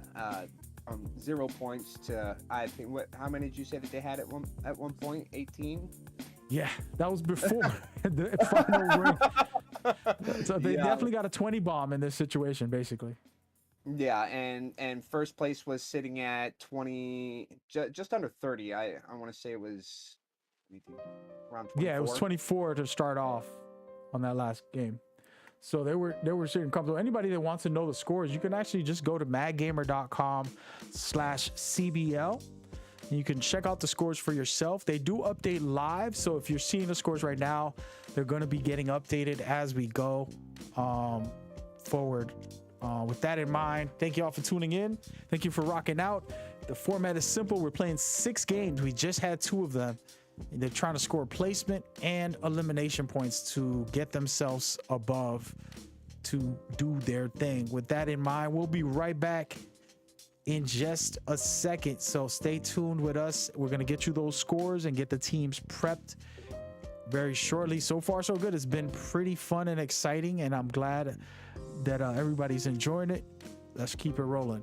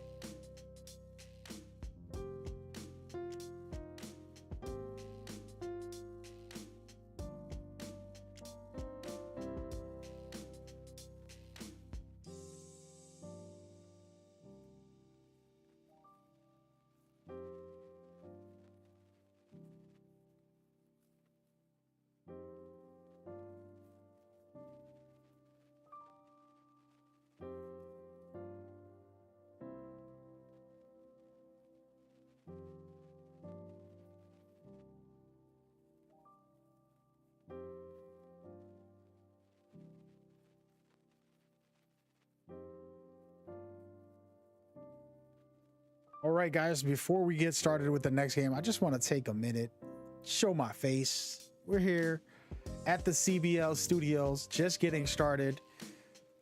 It's a lot to do, but I'm really humbled and blessed to have some new people on board. C1UMV carried me for the start of last year, and I believe our first event was in May or something like that. I got to look into it. Our anniversary is coming up. We got to do a celebration for it. But it was an honor and a privilege to work with C1UMV, the best, still the best. My best friend, my sister, my partner in crime for CBL scorekeeping. She did a really great job, and we have a new scorekeeper who's working on getting these updated for you, as well as some cool co-hosts. Warring for the first time ever, doing some casting and doing a great job. So we've been able to give you guys that, and we have what's next for today. We got 4 more games. What I like is when it gets real, and it gets real now in the sense of teams kind of feeling it out. First games, you saw a team that you didn't expect, to perform so high. On the second game, they were 0 on the first game, so you said, hey man, what is going on? Maybe this team isn't the best out there, and they got a lot of work to do. It's funny that you say that, because they actually scored big numbers, gigantic elimination points. So I'm curious to see, how this one plays out on the next game here as we go forward. It's anybody's game, first of all, but I'd just like to thank you guys for tuning in. We're gonna get started shortly, so stick around and rock with us.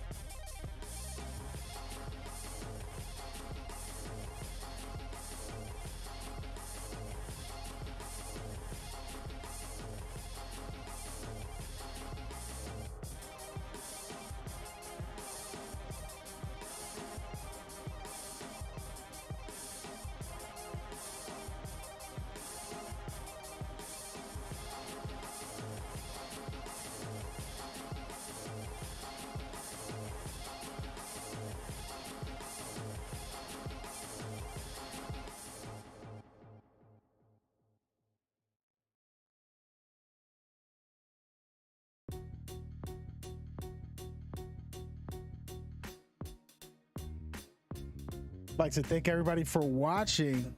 Man, we're about to get going in a second. The scores are being updated. This next game number 3, is about to be underway.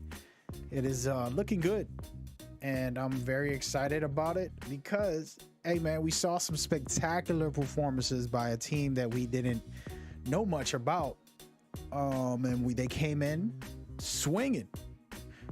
They young, they fast, they hit hard, but yeah. So thank y'all for tuning in and getting on board. Feel free to show love and support whenever you can through our socials to stay up to date and rock with us, man. We're trying to bring you the top tier stuff. Honestly speaking, this is supposed to be my personal platform for you guys, but I do it as professionally as possible, and I believe that I present it in the most professional way when it comes to esports. We were right up there, in my opinion, to these top tier performances. Presentations. We have all the goods. Oh no. Well, I say that and then we have that error again. What the hell is going on today? There's a big error going on. Big time error. But it's all good. We're gonna figure it out right now, guys.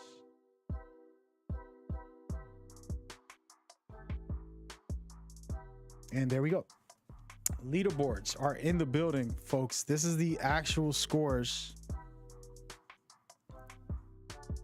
for after game number 2, and pretty interesting stuff. As you can see, FA went from 0 points in game 1 to 38 in game number 2 alone. Okay, that is ridiculous. And then on top of that, you know, these other teams have been performing very well. Good guys with guns, incredible stuff by those guys. 40 points, they're number 1 overall. FA number 2, and then C2N number 3, and a lot more right here. You want to pay attention. Some teams have moved up the ranks slowly but surely. Retro at 4th, Genesis at 5th. It's pretty interesting stuff, to say the least. So get ready, get ready, get ready. Hope y'all are enjoying it. Go ahead and check the leaderboards out. We're going to start the matches in just a second.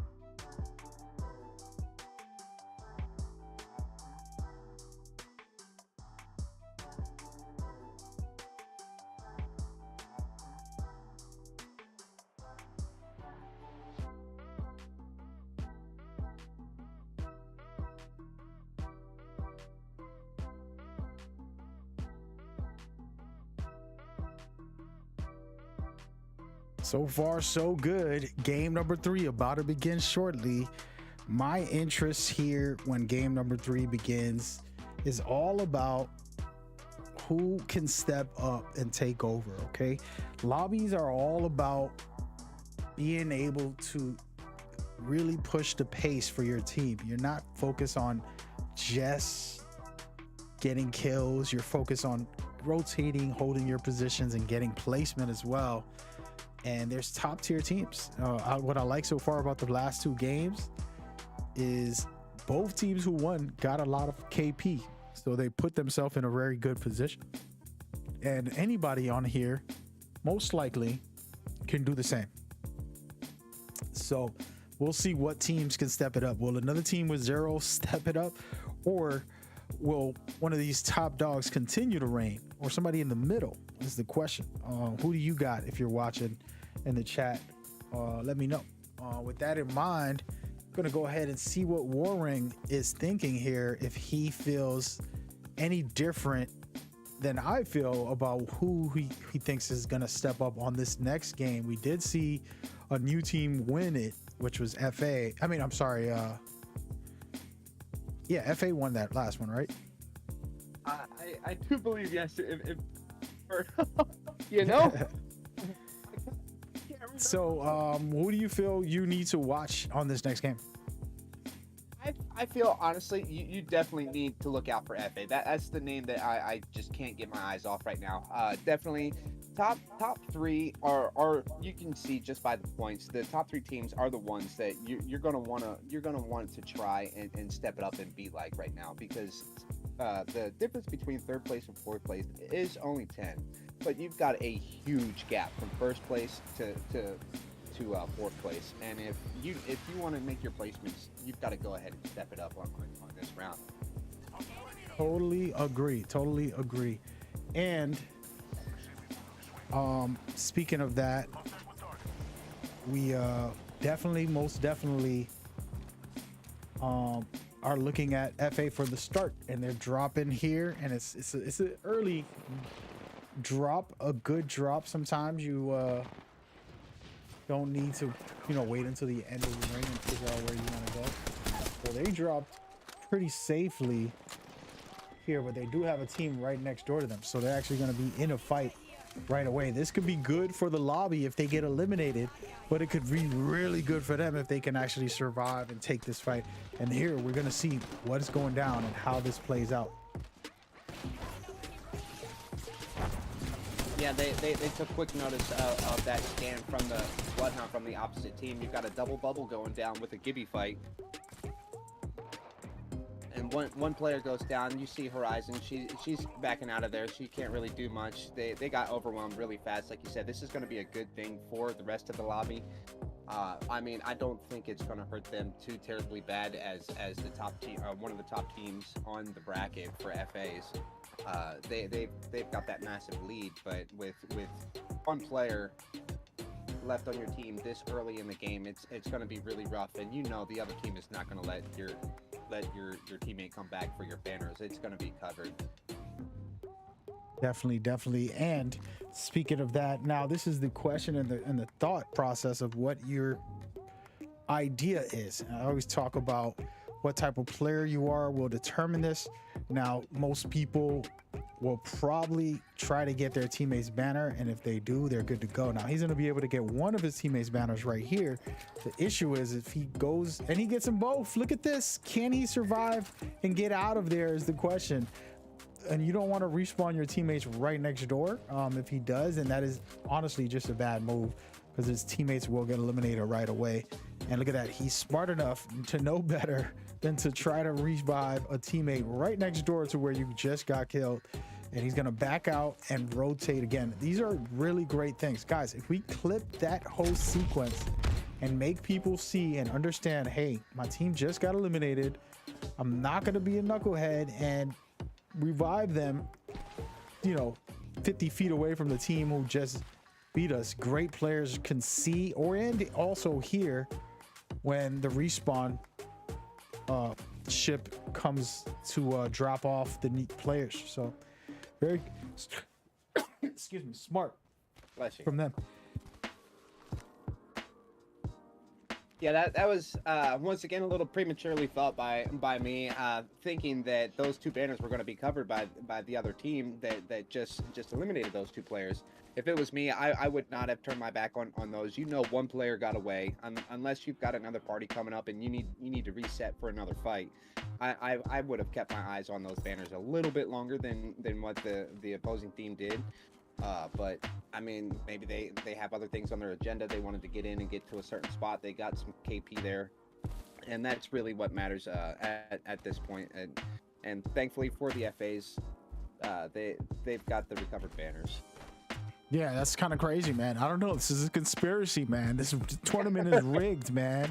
These guys got 40 points, well, 39 points, and then they get their banners back. Oh, hell no. We reporting these guys at EA, man. How could they do that to us? No, I'm just playing. But seriously, I like it. I thought, and you're absolutely right. Camping is very, very critical when you got these death boxes. You want to, for me, I'm hardcore with that. I'm like, I'm not leaving this spot. I gotta put a timer on. It's like, well, 60 seconds. Let's see if they're gonna make it back on time, and then just wait it out somewhere close by to ambush whoever's trying to pick up the banner. But hey, it worked out for them, and credit to them. And for every rest of the lobby, might have to worry because one of the top teams is actually still alive, and they have all their teammates' banners, so they can still figure it out going forward. And yeah. And speaking of going forward, it's still very early. You have C2N, the third place team with 22 points, currently looting up and trying to prep for their scenario. And this is one of those teams where right there on the borderline of being top dog. It doesn't take much. I mean, one game, FA scored 38 points. Okay, so you talk about greatness at its finest. And look at this, C2N just spotted a team, and he's got to be very careful here to not force the issue. But the team is right next door. I'm not sure if they've seen him because they're just rotating around, looting up as they go. And this can be a great ambush scenario because the whole team pushed. And right now, C2N getting a couple shots in, and we're going to see how this one plays out for them.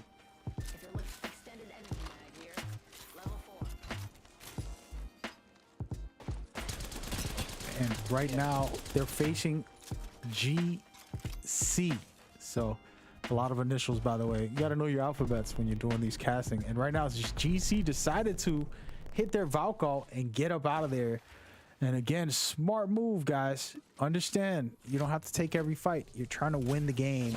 If you're not in a great position, it's unnecessary to force a fight. And that was a good move, I would say, just to stay alive and not force an issue on this type of situation. So shout out to GC, playing it smart and safe in this scenario.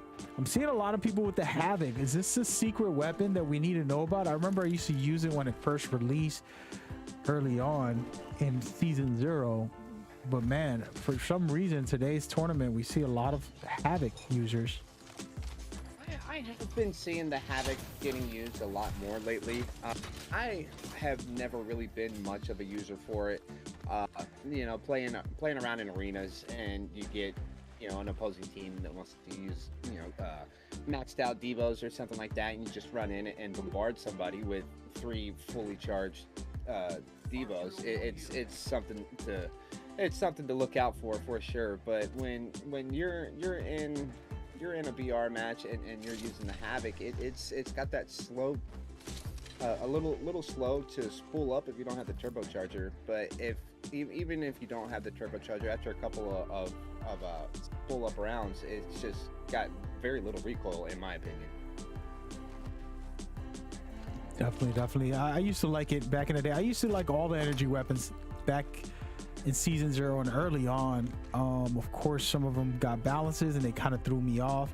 And of course, they kind of had these, I need to get the hop up so I can really use this weapon. And you can do some serious damage with them once you do have the hop ups and stuff like that. But man, oh man, I love it anyways. And we're going to go ahead and rotate around and talk about what we're seeing from Team Symbiosis, who's currently in the mix, in the thick of it, popping off some shots, trying to get some work done here. Looks like they've got a player down, and they're going to go ahead and contest this Gibby bubble, just pretty much dominating their opponent's bubble. And there it goes. There's a wipe. AM1 getting eliminated by Symbiosis, and that was perfect the way they played that Gibby bubble. We were very fortunate to watch the shots getting pumped. He jumped in and back in and out of the bubble, popping those shotgun shots. Like I was saying earlier, every competitive player for the most part has a secondary for a shotgun. It's just necessary for Gibby fights and things like that, and you have to get good. And one thing I always tell people is use the Peacekeeper, and the only reason I say that is just like the Wingman. The Wingman and a Peacekeeper is going to make you a better shooter because you have to hit your shots. You have to be on point. And then of course you can switch over to a Mastiff or something to get some extra damage in with that. But with a Peacekeeper, you're going to be able to really have to hit their shot. If not, you're going to get 9 damage on somebody, and that's not good. And look at this. Talk about good. Symbiosis is very busy right now. They will not like the fact that they're down in 15th place right now. They're trying to step it up. And I like what I'm seeing by these guys. Getting aggressive, trying to push these teams and force them into a bad scenario. Well, it looks like they're getting a third party too. They've got an Ash portal over into that way, trying to go back and forth and fight off this pinch that it looks like they might be in. Yeah, was that gunfire from a third party inside? No, that was the team that they were pushing into to fight with, but there might be one right around the corner. I can always spectate the overview and check it out. But right now, they're playing it safe. They push that team back, and they don't have to take that fight just yet. And they're kind of being patient. As you can see here, they're going to loot up and prep for it as they go. So, yeah, and they don't even have to rotate through those doors. They can take the high ground and rotate over to the opposite side. But just like I would expect, they're going to push in a little bit because they've already got the team fighting. They're feeling confident, and as soon as they go in, there's already fights going on. Beautiful stuff right now. Once again, that aggressive nature, the communication, we can't hear them at the moment, but look at that. Eliminating a team. And now there's a second player right here that they're going to try and push him, they're actually not even worried because he escaped out of that scenario. And man, oh man, Symbiosis is making a comeback. Like I said to you guys, it's always a team trying to make a name for themselves and taking it up a notch. They were down in 15th place. I'm sure they'll move up with all these eliminations that they've been having so far. It's gonna be fun to see where they stand. They got 7 eliminations in this one run that we just saw here, and that's how much they have total. And of course, still 12 teams left. They still can do something special, and I love to see it. Like I said, it's all about never giving up, believing in yourself. You might have a bad game, don't get frustrated, just focus and prep for what's next. And these teams give us that, you know, they give us that in full display. So I think it's awesome. And speaking of awesome, we're gonna rotate around and check in on a few teams who are still here. 11 teams still left, actually, so that is pretty cool, because that means we're gonna get some serious action. Now let's go ahead, take a look at C2N deciding, hey man, don't forget about us. They got 22 points. They're in the thick of it right now, popping some shots with that Peacekeeper, like I said, and a wingman. Like I said, this is top tier player stuff. I'm telling you.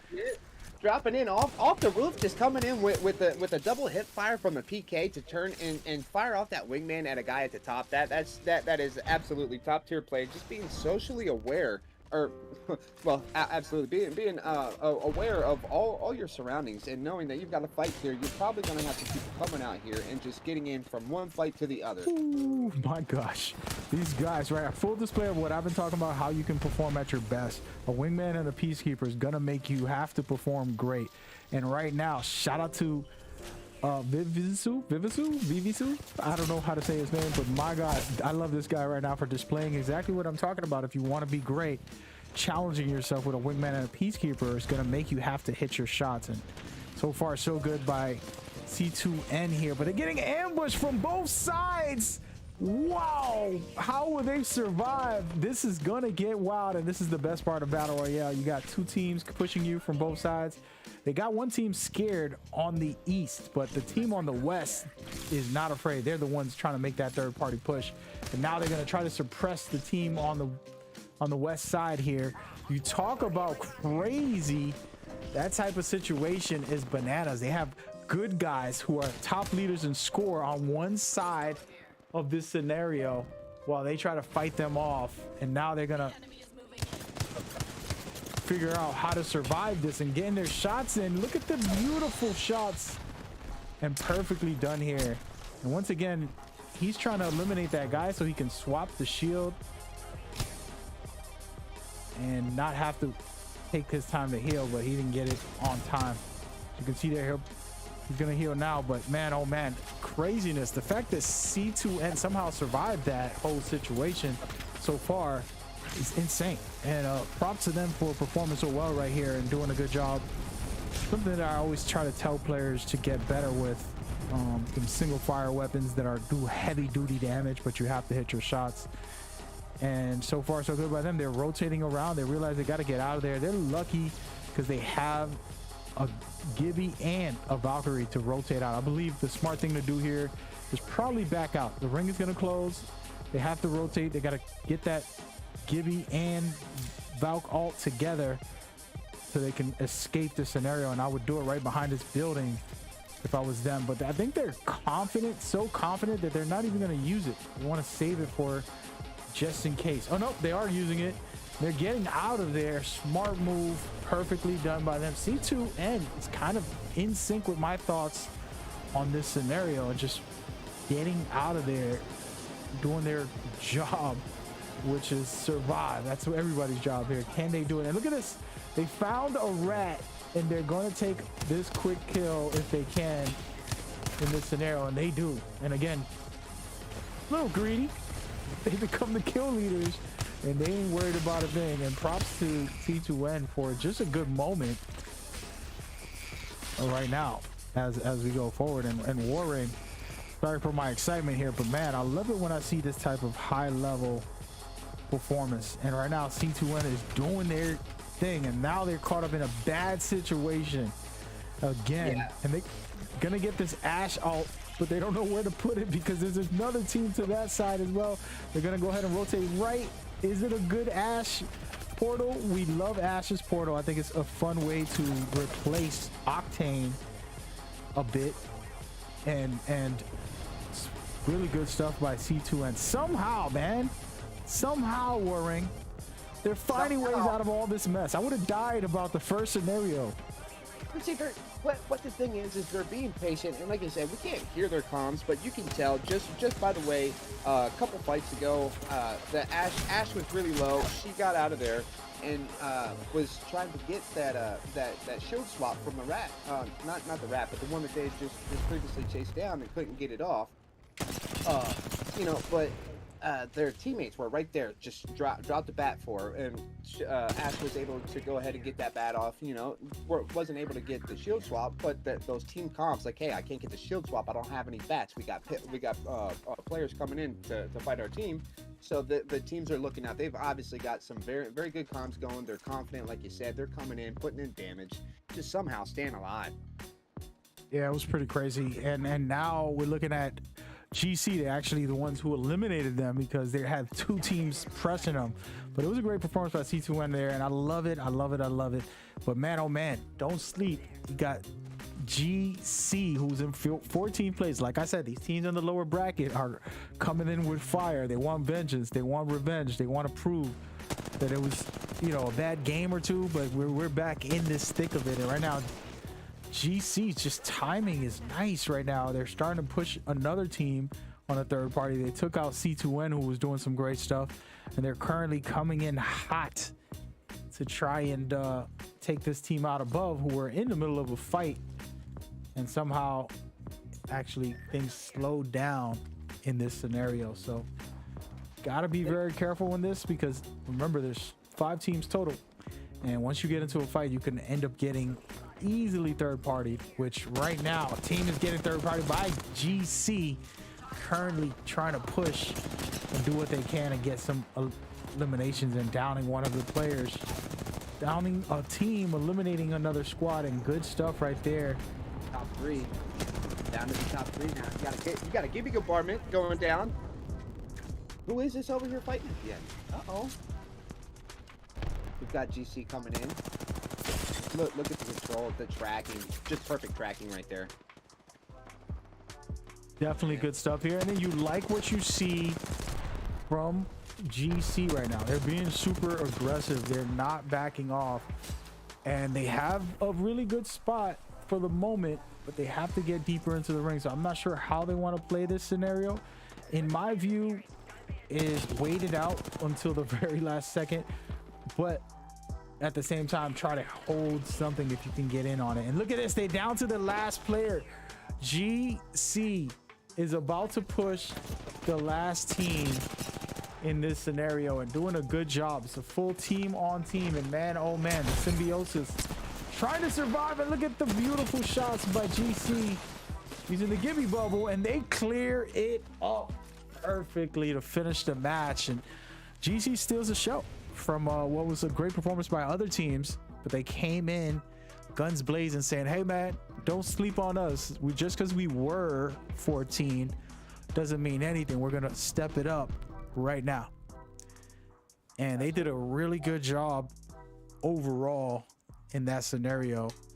And let's go ahead and take a quick look on the last couple seconds of that play, and big props to GC to find a way in such a cool lobby situation to get it done. There was only 3 teams left, and GC decided that they was going to push this. They didn't want to back off. They didn't want to wait it out. You know, it's one of those things where that type of stuff is very critical in this scenario, and you gotta love it. And check this out right here, Warring. What was your thoughts on GC here? My thoughts on GC were they were totally going to get this. I thought it was a full 3v3. Maybe at first, I'm not sure if they had a player down, but as you see coming up, the Gibby bubble went down. They were already trying to res, so it was total domination right there. Coming up with Gibby trying to res and sticking it. It's a 1v3 for the most part, because they took Gibby out. The Ash had no chance. That was a very solid, strong ending right there. For sure. And shout out to GC in the building. They're probably going to step up into the top 5 most likely after a game like that, where they did their thing. They really did their thing. And thank you guys for watching. We are still early on. What was that? Game number 3? We're going into game number 4. And guess what? For all the players that are probably watching, you're getting World's Edge next 3 games. And this is something we all know and love if you've played competitively or if you've watched the competitive scene. World's Edge has been the #1 map for these events, specifically like last year. But this year we're getting Stormpoint and World's Edge, and then we're probably going to get some cool other stuff. And we'll talk about that in just a minute when it comes to Kings Canyon being on ranked right now. I love Kings Canyon. I think it's fun, but that's a whole nother combo to get into in a minute. But man, oh man, it's been a really great time. You're looking at the overview, and basically you can sign up, go into our Discord. You can play in 10 events, try to get placement and elimination points, try to qualify as a top team to make it into the playoffs. That's what we got going on. We're going to be right back in just a second. Hope y'all enjoying this so far. We're going to show you the scores. We're going to talk about what's going down, and then we're going to get into game number 4 right away. So stay tuned.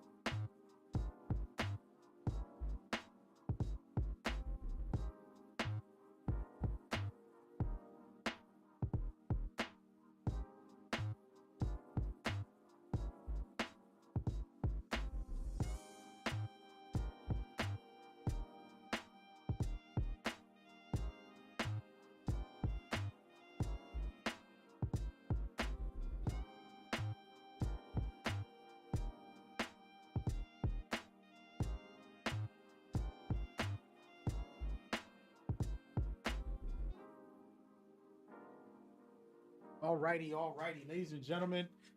Next game is about to begin very shortly. Before it does, I just want to thank everybody for watching, all the players for playing. We're just getting started with the community. We want to build a big brand for this, and I'm actually thinking of trying to make this full time, man, because I love it so much. But without your support, it's probably not possible, just to be real. So for sure,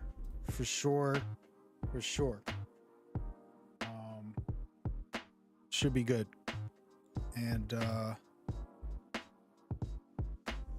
get ready to get going.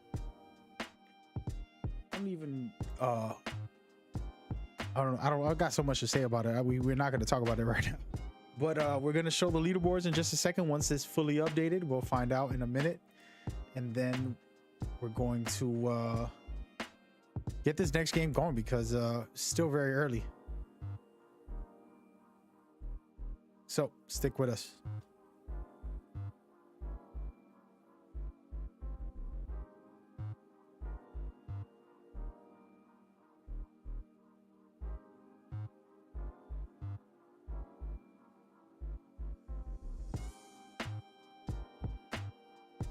Speaking of that, we're gonna go ahead and pull it on over to the scoreboards here. Check out the leaderboards as we go. And these are the numbers right now. Of course, this can get updated and adjusted as our scorekeeper is doing an amazing job. We're going to talk about him at the end of the event when it's all said and done. And should be good in just a second. Take a look, and then we're going to discuss it in just a moment.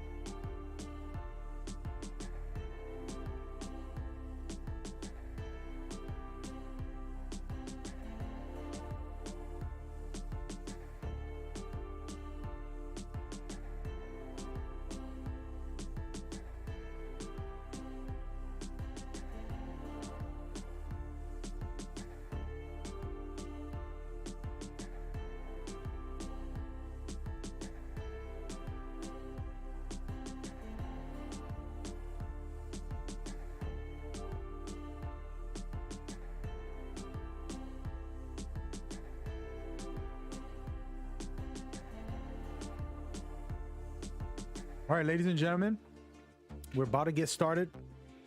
Game 4. Honestly speaking, if you're looking at the scoreboards, it's getting real out here. Everybody thinking, hey, only one team's going to beat everybody, and that's it. Nope. You have 4 teams right at striking distance. Make it that 5 or 6 or 7. All the 7 teams can come right back up, and all the other teams can have one great game and be right in there too. Think about it. FA in one game had 38. So another team can do that and get right back in the mix. But we do have 2 teams with over 40, 2 teams with over 30, and the rest are right there in the mix.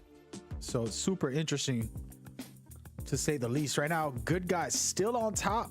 They continue to perform, and it's one of those things, you have one good game and then you just keep the pace of doing pretty good. So super interesting to say the least. Thank you guys for watching and tuning in. Game number 4 is actually underway right now. It's about to start up shortly. And I have an awesome guest who's here putting in the work with me. Warring. He's given some great calls and some insight. And again, these thoughts and opinions are our own. We're basically trying to share the things that we see or that we feel.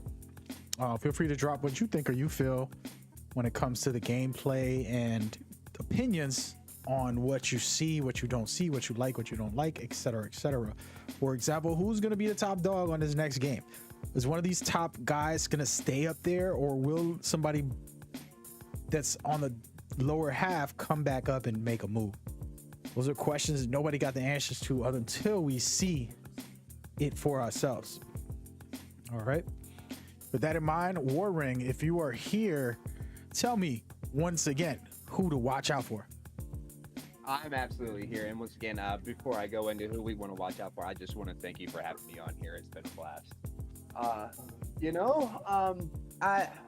I still, no matter what, I respect the Ravens. I've been following them pretty much since I've seen them come into this community, and I'm really excited with them. But these good guys with guns, the FAs, the C2Ns, and even GC, I mean, they're all very, very close within each other. But then, like you said, even the top 7 teams, you can have a 30 to 40 point bomb game and just come back. And with 3 games left in this series, I mean, it's possible to come from being in 10th place or lower and come back and be one of these top 3 teams.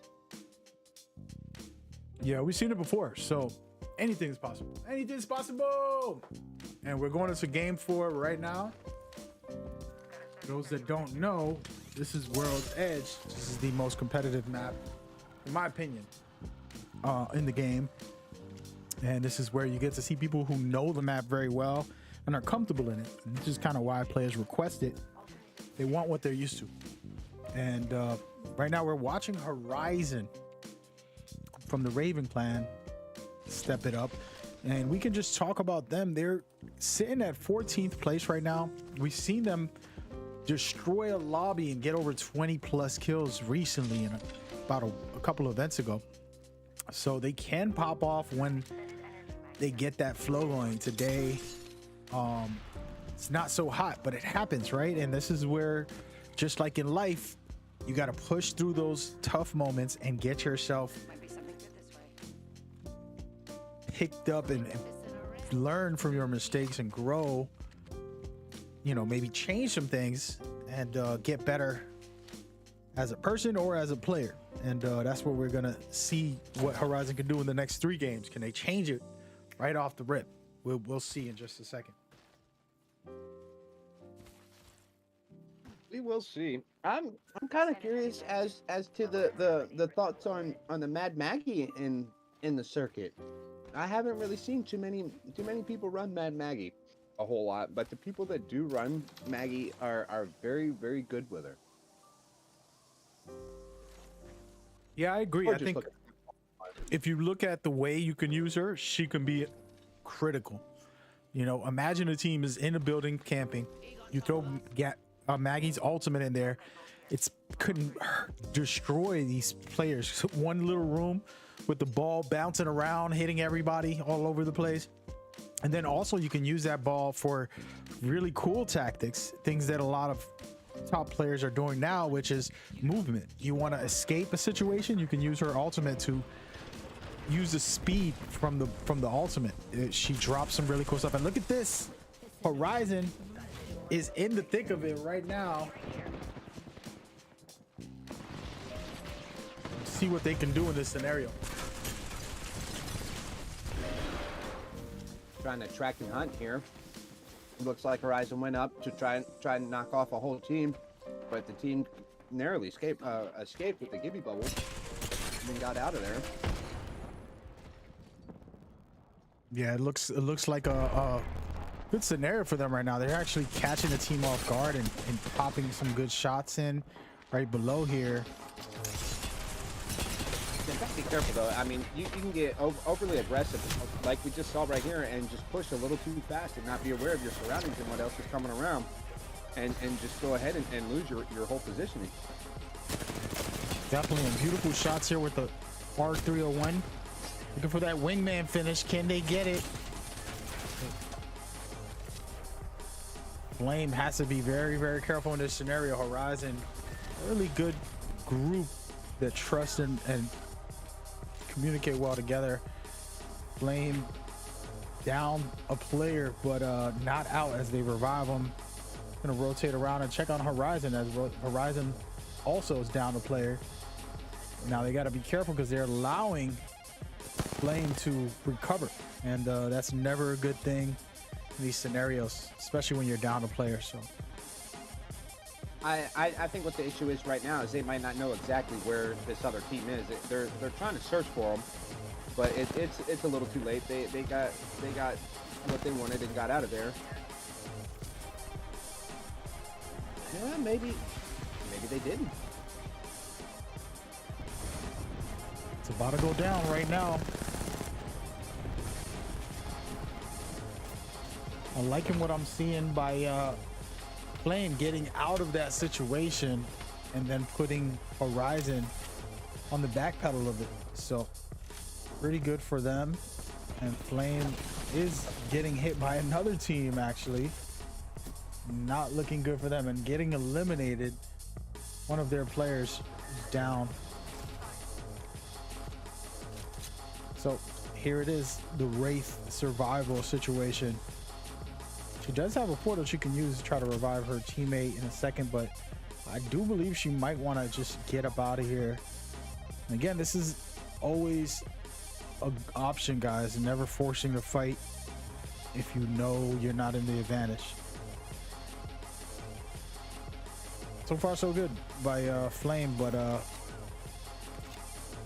Femboys are the ones that are looking to be aggressive here. Let's rotate up and see what they got going on in this scenario.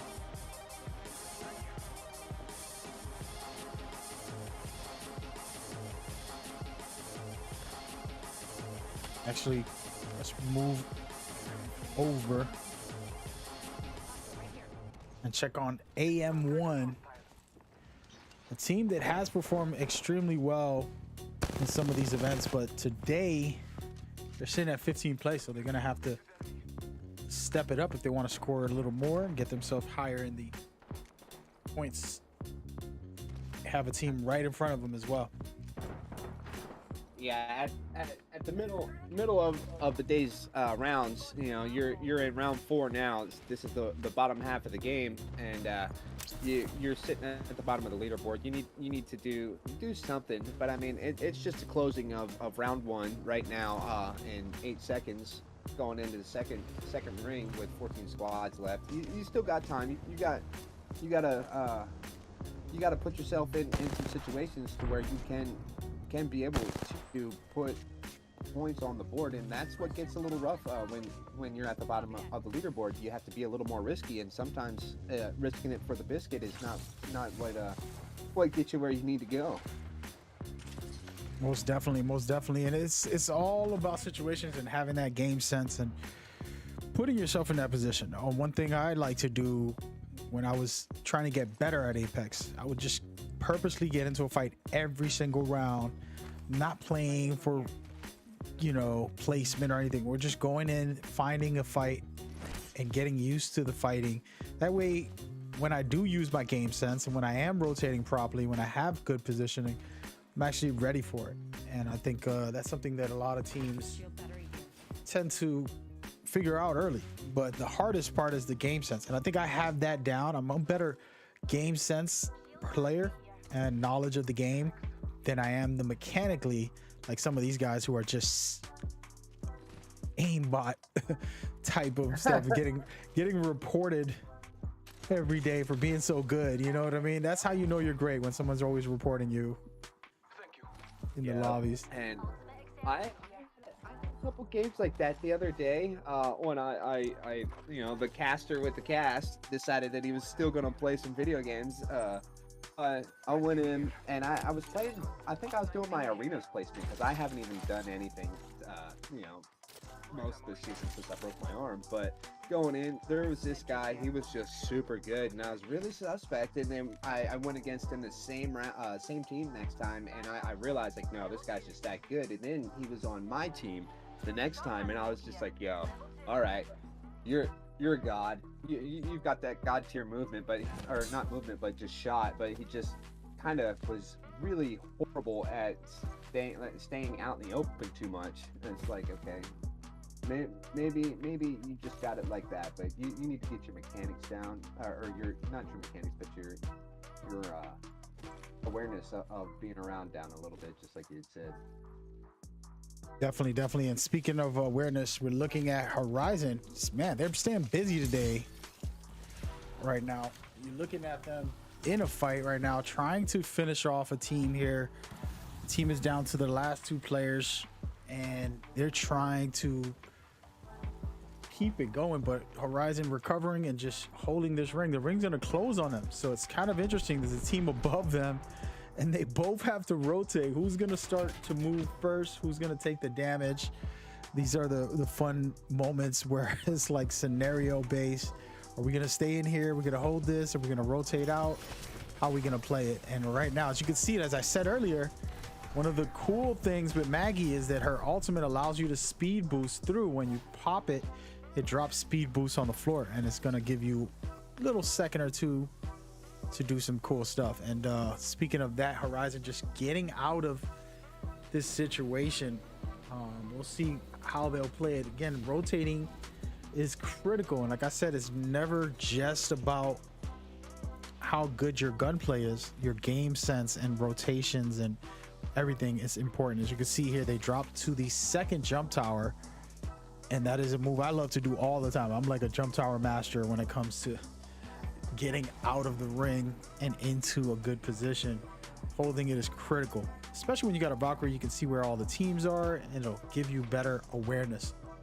And right now, Horizon doing a good job to get themselves into the ring going forward. And speaking of going forward, we're gonna move away from them just to pay attention to AM1, who is down a player, but they're also putting up some shots and doing some heavy duty damage here. Good stuff by AM1.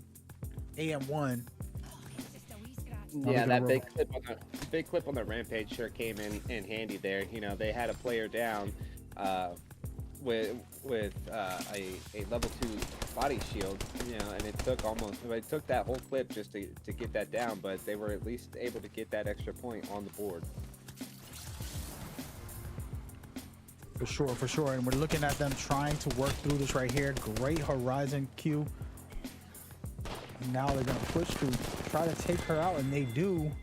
There it is, AM1 getting some good shots in and repping themselves for the end game. There's still 8 teams, so do not sleep. There's a lot left going on in game number 4.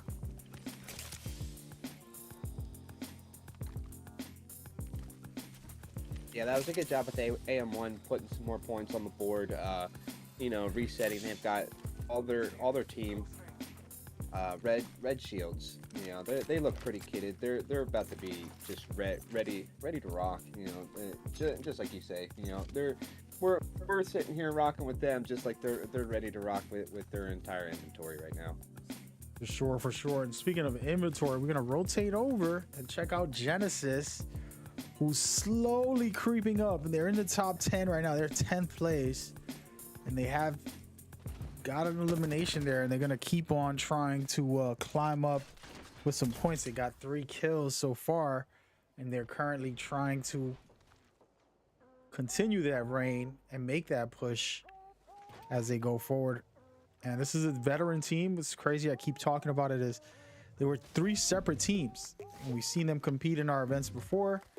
Then all of a sudden the team captain said, hey, let's unite together, and they created their own team within that 3 separate teams movement. So pretty interesting. When I seen that, I'm like, wow, this is a whole different alliance going on in here. Instead of fighting against each other, they joined forces. So we'll see what they can do in the long run, especially in the playoffs. I do think they're going to make it. They're very consistent, and they has some great points. As you can see right here, I'm gonna rotate around as that is a slow motion situation. AM is at it again, hunting down their prey, taking down one of Raven Clan's members and taking down 2 of their members actually. So eliminating Raven Horizon right there. And AM, the team we said that was going to be geared up, has a little bit of a problem here. They're going to figure out where they're going to rotate into safely. They got a couple seconds before the ring closes, then they don't have any cover, much cover. And we'll see how this one plays out for them, because this is not healthy, to be honest with you, to be stuck in this small little box with multiple teams aiming at you. And lucky enough, the team that was suppressing them is getting hit by a second team also. So maybe they get a moment to recover and figure out where they're going to go. They're using the Wraith portal at the moment. So you're going to see them portal through Wraith and then probably throw their Gibby bubble, survive the scenario. And look at that. Somehow they found a way, position themselves in a decent spot, better than nothing than what they were in. Yeah, they're getting hit pretty hard right here. They're getting a lot of offense coming towards them, and they're still just managing to stay alive and keep cover just perfectly. I mean, they're really getting lucky that there's so many teams left in such a small area that one head glitch is got 3 people covered. Definitely. And rotating is so difficult in these last rounds. It's the 4th round right now, and things are tight. People are already holding good positions, and they're just going to suppress you nonstop. And they don't have a Gibby, which is very interesting. It's very rare that you don't see a Gibby on a team to protect you from all of this damage that's happening.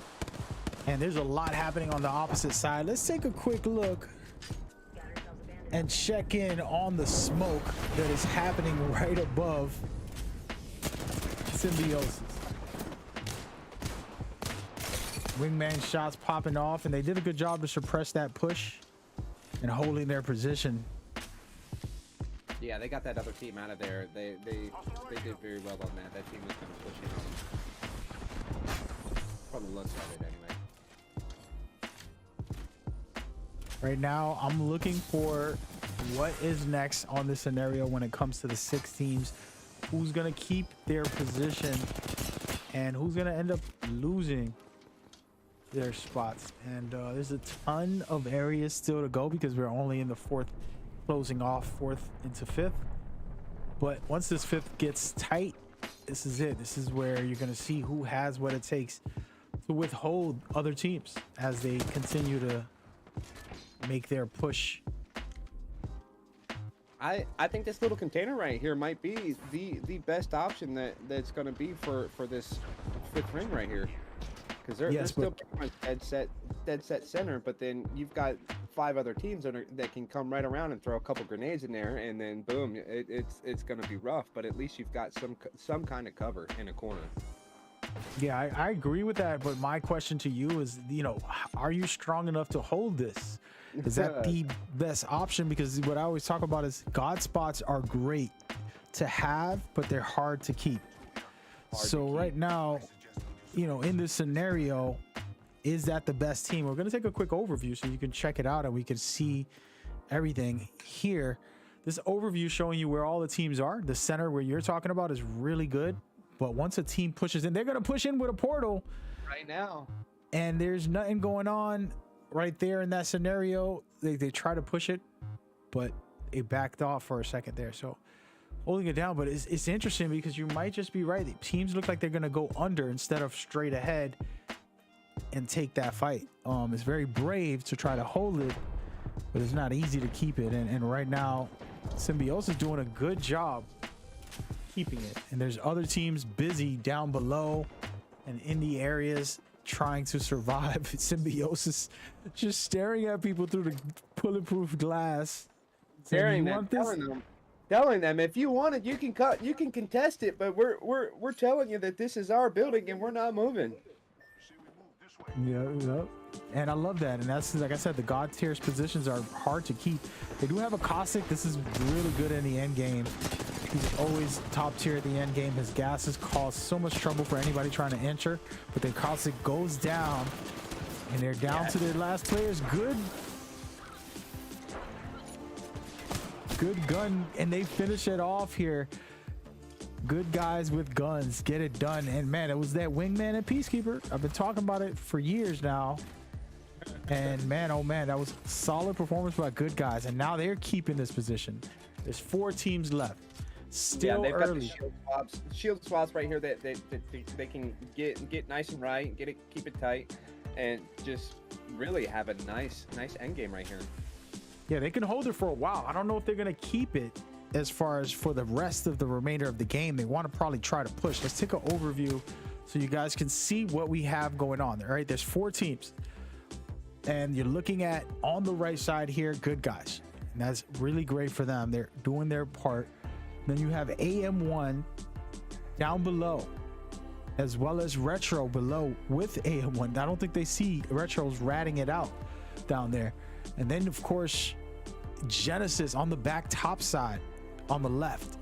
So this scenario is good for Genesis and good guys. Those 2 guys can keep the high ground. The teams below are going to have to figure out what they want to do in this scenario. It's easier said than done. You know, everybody will, me and Warring will say, hey, you know what I would do, but we're not in this situation, and it's a whole different ball game. And I want to see how these guys decide what they're going to do. What are you feeling about this scenario here, and who would you want to be on this positioning?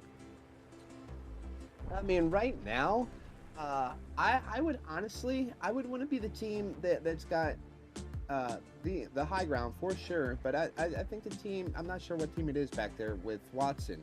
I just saw some Watson traps up there. I would really want to be them right now, because it looks like this circle is going to be more open this final circle is going to be more open, and then you're not going to want anybody sliding around any corner just trying to come in and get that extra little pump from the PK.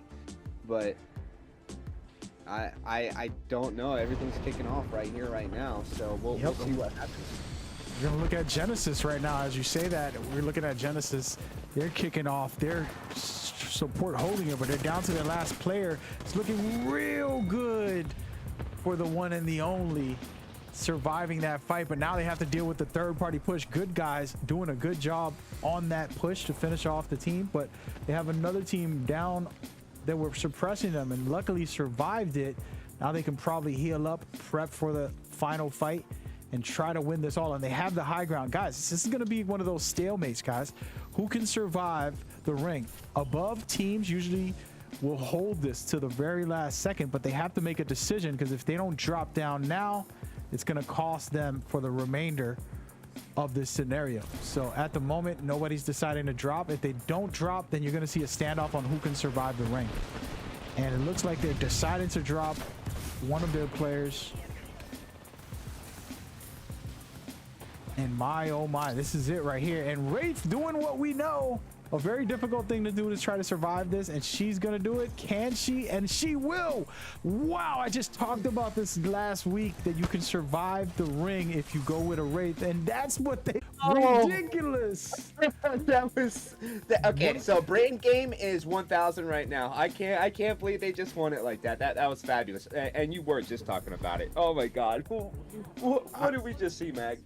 My gosh, I was talking about this on my stream when I was just playing Apex casually, and I explained that Wraith is still viable, and if you have a skilled player, like a lot, but this takes a lot of skill. When you call your Wraith portal, you can stand in a similar area, and it's going to act like if you're Wraith portaling, even if you're just doing a strafing close by. So what you're going to see him do here is call his Wraith portal and then just do a strafe back and forth so that the game can register him moving in that area as he portals back.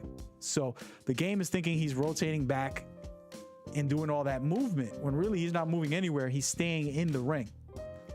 And it's an amazing way to survive the ring. So here you go. He starts to activate his portal, and he's just doing a circular within the portal. Then he just rotates out. He knows you can die out there the moment he calls his tactical, gets the far distance as he could, and then jumps back into his portal, everybody else is already dead. The ring is closed, and that's how he won. And I am just amazed because I was talking about this, that it's rare to ever see someone do it perfectly. And I don't know how in the world did he get that. I'm going to go ahead and just let y'all see my face on this. I'm dumbfounded. I can't do that. What was that, right? War Ring? That was absolutely beautiful. I can't believe it. I didn't think that we would see something that amazing in this game.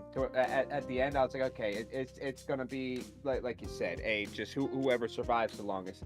But then Wraith was just alive at the perfect time and hit it perfectly, and that was just a beautiful way to end it out with some points on the scoreboard.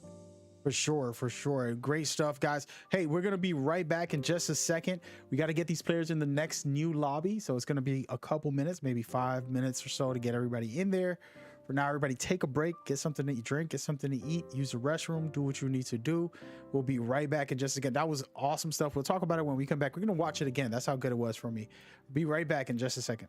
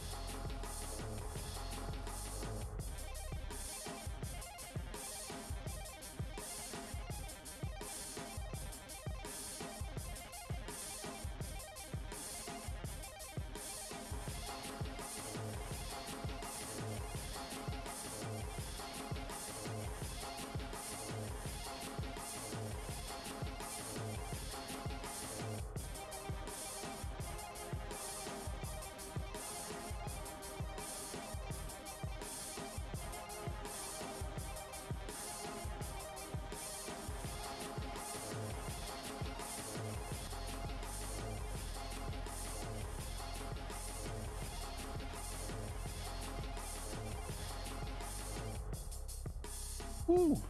All right, ladies and gentlemen, that was ridiculous. First and foremost, you rarely get to see the Wraith play. I talked about it the other day because people were asking me, Wraith is gone, she's not good anymore. And I was like, she's still one of the best. She's still extremely useful. Her hitbox is very small.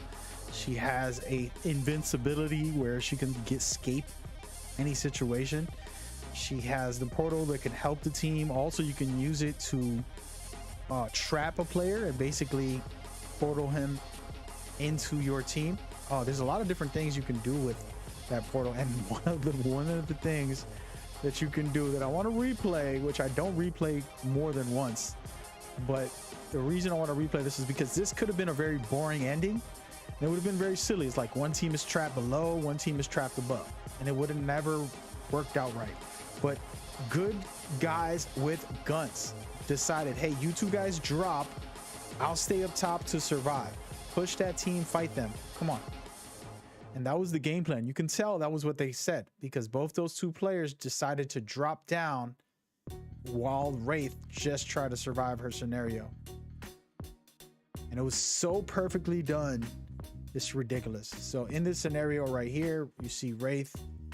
She's waiting for the ring to start to close. She calls her portal. She does a little zigzag around, holds the position for a second, and then hits her Q once she gets out. The ring is already closed. Everybody getting damaged, pretty much getting ready to die to the ring. And she goes through her portal, which gives her a little more survivability and lets her win. And that was ridiculous, okay? Ridiculous. And it was amazing, to say the least. And shout out to good guys with guns. Guns blazing. Beautiful stuff so far. I love it. With that in mind, I hope you guys are enjoying today's events. We are going into game 5 and 6 in just a second. But before we do, we just want to give you all that info, that rundown.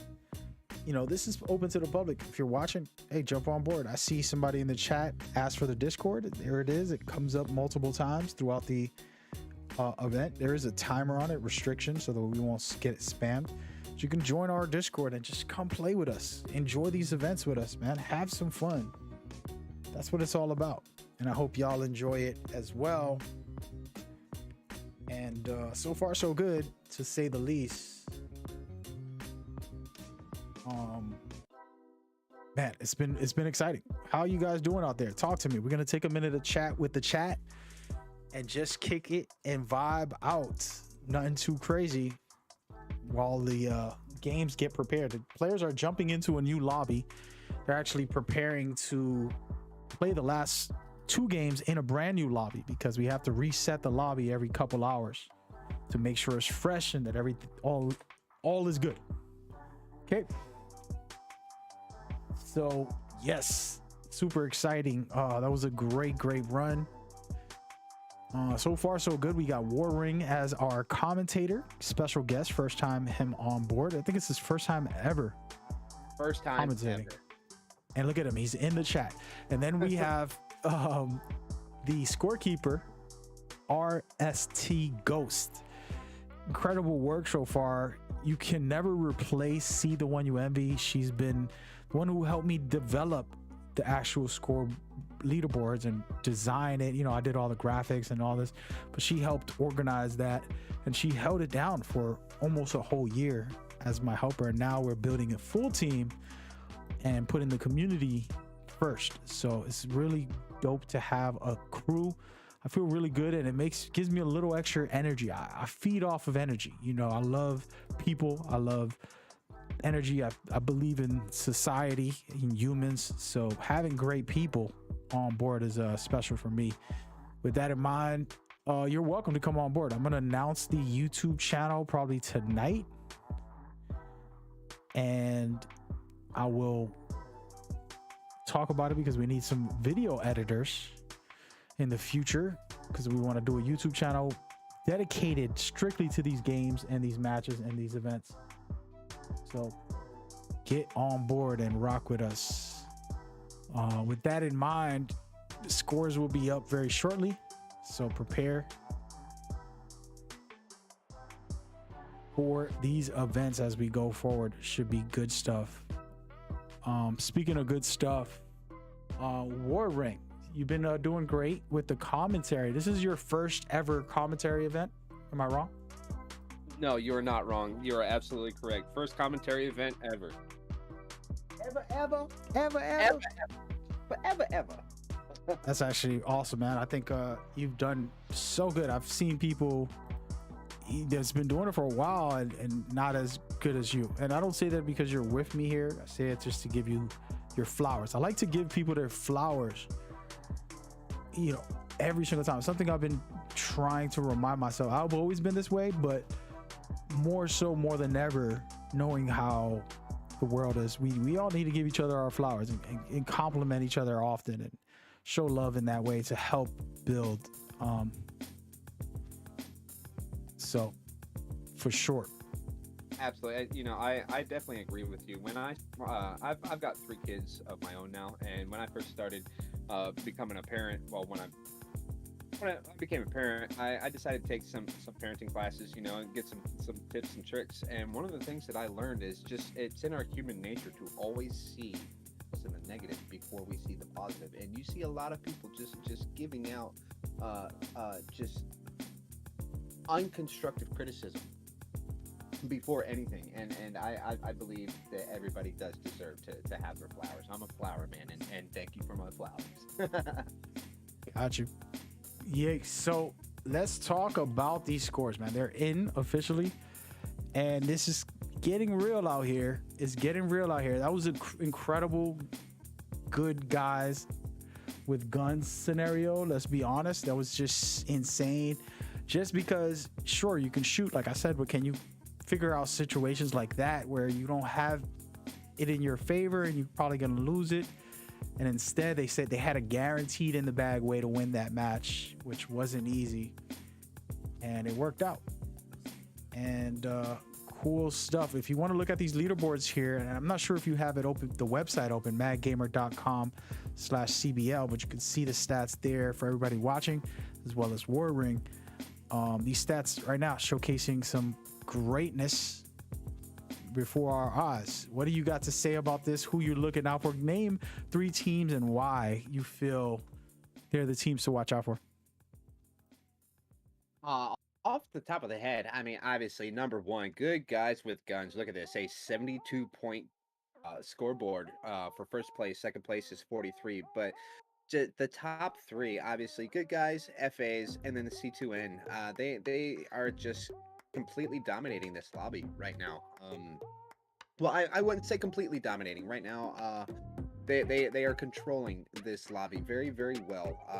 They're pushing when they need to push. They're being aggressive and smart about it at the same time, knowing that it's not just a placement. You've got to get kills as well, and they're just obviously keeping good comms, good tactics between their teams. And I mean, it's right here. The proof is in the pudding.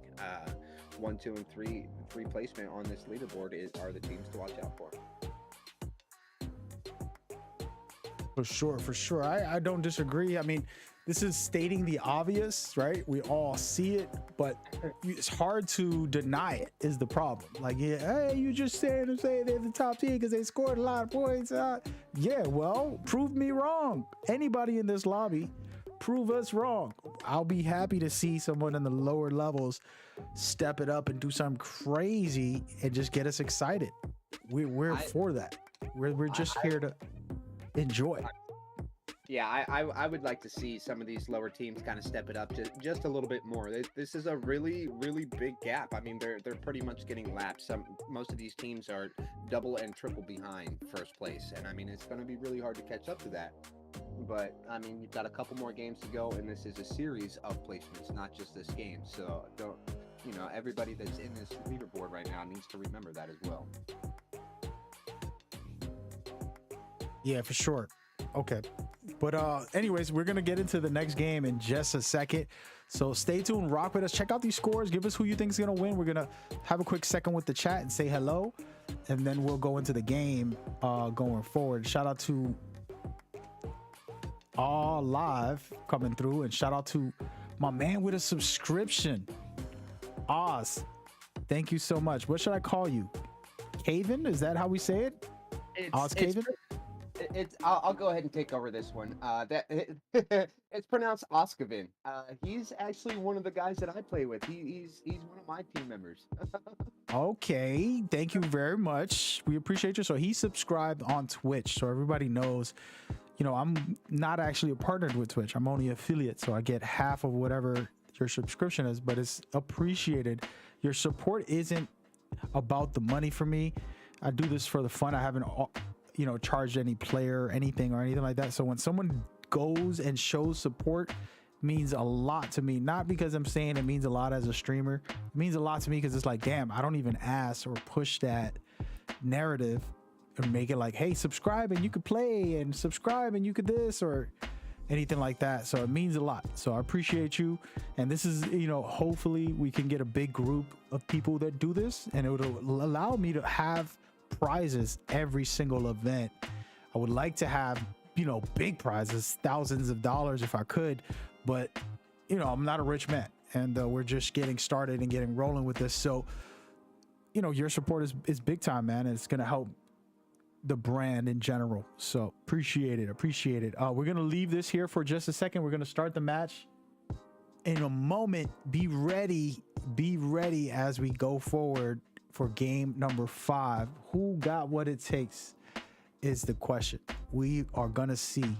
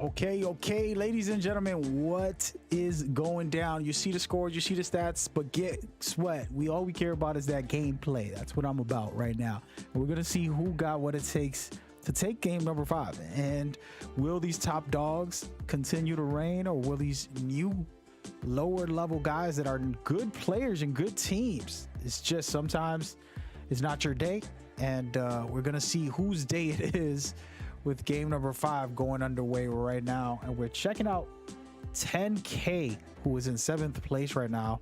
They're dropping here, and they're going to be figuring out their scenario. I love dropping and picking up a car specifically because it allows you to pick up heavy and light ammo. And of course, a rampage is also good to start off with your day. And here we are with 10K beams, rotating deeper, already in the ring, very comfortable in this scenario with no worries. And it looks like they actually accidentally struck that. Yeah, he accidentally hit his missile. I thought he was scouting someone in the area. Let's rotate around and check in on the scenario, as we know there's going to be some teams stepping up in just a second.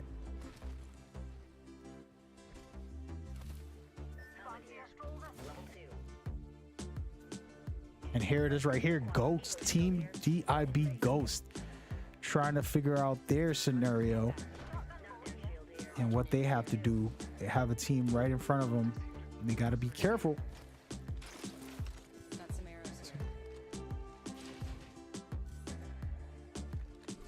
Looking at the situation, they're deciding to rotate away, which is again, a smart thing to do. You never want to just force an issue. They decided to back off.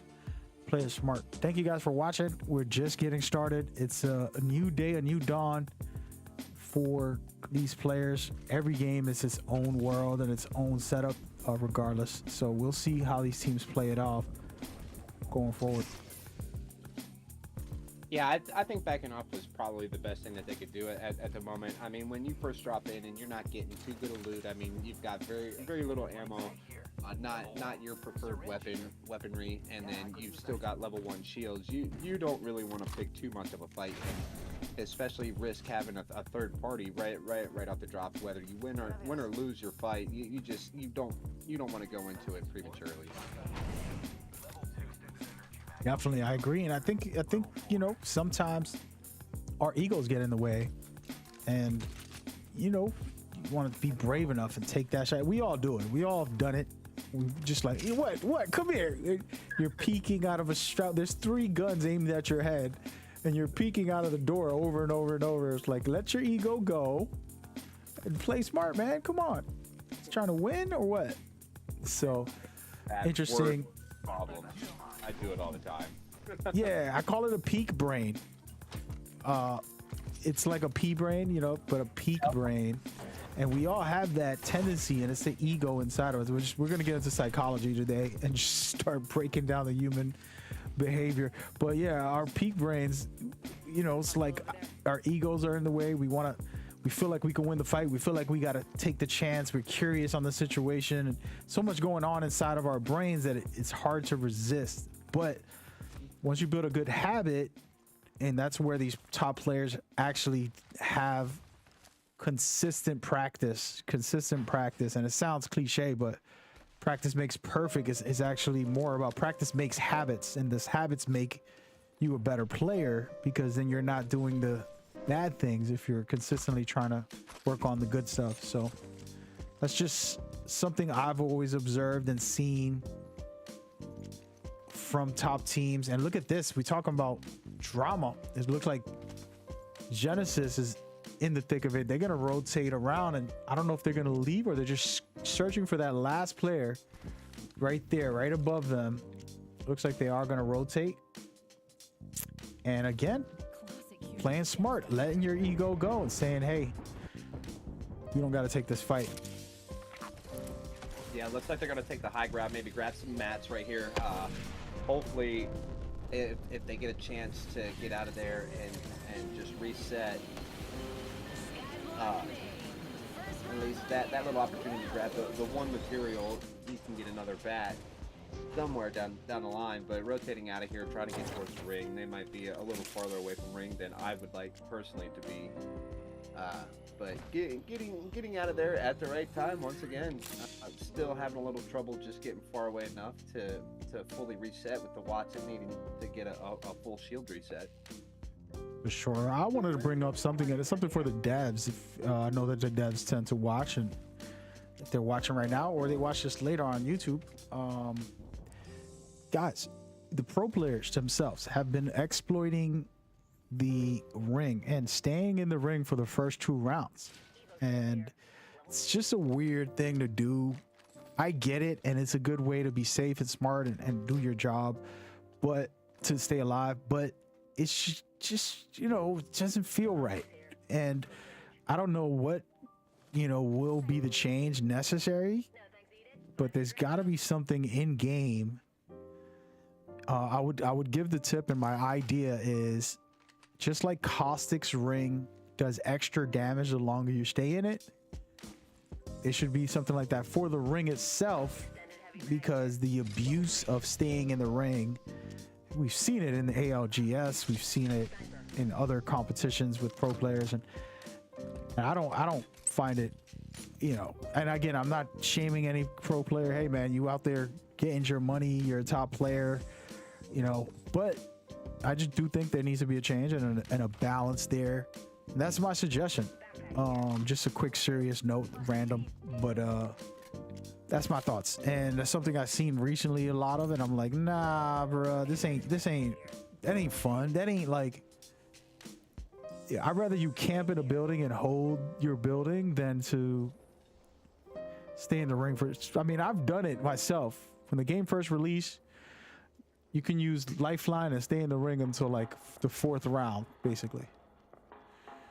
You can heal inside the ring and with her tactical. So I'm guilty. So there's no one saying none of that, but I'm saying for professional players, it shouldn't be a tactic that's displayed. But anyway, I'm sorry. There goes my rant for the day. I haven't done one all day. Had to get it off my chest, Warwick.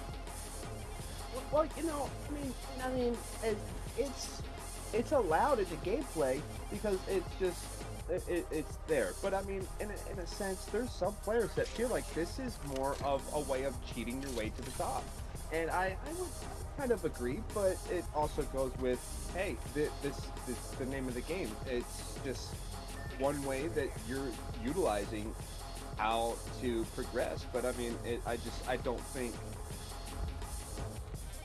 I don't want to say you're not a pro if you do it, but it's just, I mean, you're a pro for a reason. Don't hide in the in the ring until the 3rd or 4th ring. You know, I mean, if you're trying to rat and get like at least put the points on the board, I don't know. I'm a little standoffish with the whole topic at this moment before I got you. No, I hear you. I wasn't trying to make it a big deal, but I just wanted to address it just because I do host events and there are some pro players, but I have seen it more on ALGS than our events, and I don't think it's good. ALGS is the cream of the crop. They're the example, and I think the devs definitely know about this, and I don't know if they thought of an idea like mine's, and I don't know if people will agree with that idea, but I do think it should happen. So if you're in the ring for longer than 30 seconds, the damage goes up a bit. If you're in there for 60 seconds, it goes even higher, and it'll keep going up. Even if it's in the 1st round, it'll keep going up just like Caustic's gas. And speaking of gas, let's not talk about any of this stuff. Let's look at these Flame popping some shots and trying to force a team to rotate away. Doing a good job so far. And man, it's getting crazy to the point where like people have learned. It's actually a thing. You got to learn how to shoot down a Valk. Like if you get good at it, and we've seen some top players do it, it could be incredible. Yeah, I believe it was might have been Team Sentinels, or it was a Sentinel from a pro ALGS match, knocking a Valk out of the sky and getting a good win off of it. Once you get that down, it's a good tool to have in your repertoire. But moving forward, we've got another team down from what it looks. 12 squads left going into the end of Ring 2. Yes, sir. And we have Flame actually, you know, they're just staying busy here. They were push a team out, and then they took down this one rat that was sitting there trying to hide out. So they're sitting comfortable and they're doing good. And let's go to FA. We haven't talked about them too much, and now they're coming back again. Second best team right now. They have 43 points in today's events, and they're in 2nd place. And now they're in the fight right now, trying to pop some shots off, and we'll see how this one plays out for them. They're gonna play it smart. Let's rotate around and see how they're gonna do it. It's looking like they're just watching the box, death box, and see if they're gonna finish the team off. I don't think they did. Actually, I think they did. Wow. Okay. Yeah, we've got 11 squads left. Some There it tracking is, going- Reapers. Got some tracking going on by the Reapers, Raven Reapers. I'm not sure if they really know of the full situation. It looks like they're still trying to analyze it a little bit and figure out exactly how they want to go about moving on from this POI. Yeah, and they have their teammate down and out, officially fully down and out. And that is always a tough situation. But 2 players is always better than 1. I honestly have won plenty of games by myself, just waiting for third-party situations. And it's always possible, but it's not easy, and it's rare to consistently win like that. So we'll see what they can do. There is a team right in front of them that they can attack, and it's going to be FA, one of the top dogs of today's events. And we'll see how they play against them. And they're being aggressive here. Well, they got to watch out because there's a second team right next door to them. They're deciding to back off, which is a very smart move here because multiple teams and you're only a 2-man crew having to deal with one team is hard enough. Trying to take on full teams is dangerous. And let's rotate around and see who is going to be attacking them. And FA was about to push, but they get hit by the team on the train station, so they decide to back off and try to recover, and they're going to probably fight this team above. So again, FA super aggressive, scoring tons of kill points, and they're not afraid. As you can see right there, beautiful shots to take someone down on the jump tower. Perfectly done. Very nice. Yeah, the FAs are actually giving the Reapers a little chance to reset. They just saved them right there. The two-man squad was getting a little aggressive, was going to push a team, and then the other team decided to say hello and pop in, and kind of got a what we used to call a Mexican standoff with not sure what to do. Look at this, it will give you bombardment, grenades, everything. Imagine all this coming at your head, and you're only a two-man squad trying to survive. Again, FA just hunting you down, not taking no for an answer, just pushing the pace, trying to get in. And they have to be careful. FA getting hit from behind from a second team. And now that second team wants to push, but they got to be careful. It's against FA. And look at this. Reapers on the backside also hitting FA. FA in big trouble. And this is what happens sometimes when you're overly aggressive. You can get clapped. And right now, FA's trying to survive. Two teams coming after them. One of their players is down, and they're just lucky to survive for the moment, but it doesn't look too good because they're going to be fighting this team in front of them, and there's a team right behind them. So we'll see if the team pushes in. If they don't, they have a chance to revive and get their teammates together. And here it is, the push begins. Yeah, that was a very nice defense on the F8's behalf of the Gibby coming in, throwing the bubble down, trying to get the res, but it didn't really help them too much. They got smashed right in between those two openings. Yep, C2N clearing it up right there and doing a good job to take that fight to one of the top dogs and trying to give themselves the top dog, and that might just put them over because C2N was 1 point below FA. So right now taking them out and staying alive for a little while longer might give them the advantage in this scenario. And they're currently still making a push and trying to keep a team out, gating a team. I call it choke points, but it's gating them out of the ring right now, trying to force that team to get in an uncomfortable scenario. Good stuff by C2N right now. Coming in with the wingman PK combo. It's so deadly, getting into that close action right here too. Beautiful stuff, and another elimination. The Reapers getting shut down by C2N, top dogging right now. And my, oh my, you talk about greatness. Shout out to C2N for this current push. They got 9 eliminations at this moment, doing a good job so far. Yeah, look at this leadership right here. I don't know who the IGL is. I can't hear in-game comms. I'm gonna assume it's gonna be this Horizon, and you can just see that after 2-3 games, they've hit the stride. They're warmed up. They've got their movement. As soon as they hit a wipe, they're hitting their boxes. They're keeping their movement while they're in their boxes. Still being aware of what's going on and getting in and out and just moving to the next point. And that's what it's all about right now. 100%. And we're looking at C2N right now, popping their shots and getting aggressive. The problem is this is a team above them, and this isn't a safe push to do that. If they do push it, they're so brave and they have such a big heart and they have the confidence in the world. And honestly, confidence is everything. And I'll explain to you guys, the world will see you as cocky, but as long as you're proving yourself each time, it's not cockiness, it's actually confidence. And it's a very thin line between those two. But if you have the confidence and you can step it up, for example, they're very confident, they're popping shots at everybody. And this is what you have to do if you want to be a top tier team, because if the reason they're popping shots at everybody, every player is shooting at somebody different, is because you don't want that team to get too confident against you. You don't want them to push you. You want them to feel like, hey, this team is beaming on me. I got to back off. But as you can see right now, C2N gets one of their players down, and I promise you there's going to be a team deciding to push them in just a second, because now they know they can shut them down and give them a bad situation. And this is where C2N is going to have to be careful on how they play this. They're surrounded by multiple teams. And one thing is they're in the ring right now and they have cover. So they should be fine for the moment. They also have a Gibby who can survive anything. Look at these shots. Beautiful stuff here. They're going to force this team to come out once that ring closes. They're comfortable in there for a second, but there it is right there as the team rotates away. Good stuff by C2N to push the pace, and now they're going to try to shut this team down. 6 teams left. Round 5 happening right now. Yeah, with 6 teams left, this is about to get really dangerous because it looks like it might be a little more open than what the last few games have seen.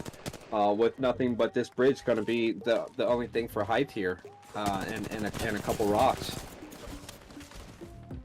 Yeah, 100% of those god spots. They call them high tier god spots, and we might see the team above, right above them, have that spot at the moment, but below is where the action is going to be. And this is, we're going to see what team can rotate in to where C2N is. And right now they're the highlight of the show for the moment because of their consistency of having some type of action, and they are really going to have to keep this position if they want to at least maintain top 3, because right now they're top 5, but these 2 teams that are going to be pushing on them from this side coming up shortly.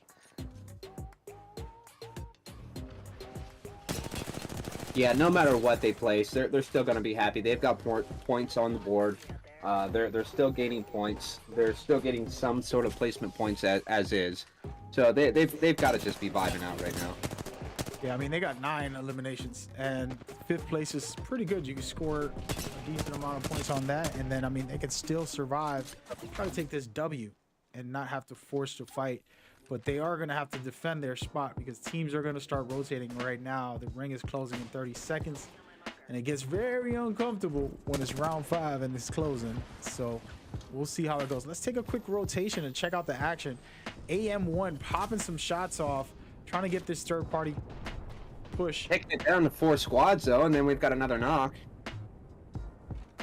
Got AM1. There goes AM1. They're knocked down. Top 3 coming in, and the final circle right here. Top 3, and it's good guys still alive and having the best spot, god spot of the game. But one of their players is down close to the ring. They're going to have to drop down and take this very dangerous revive, and it is still good.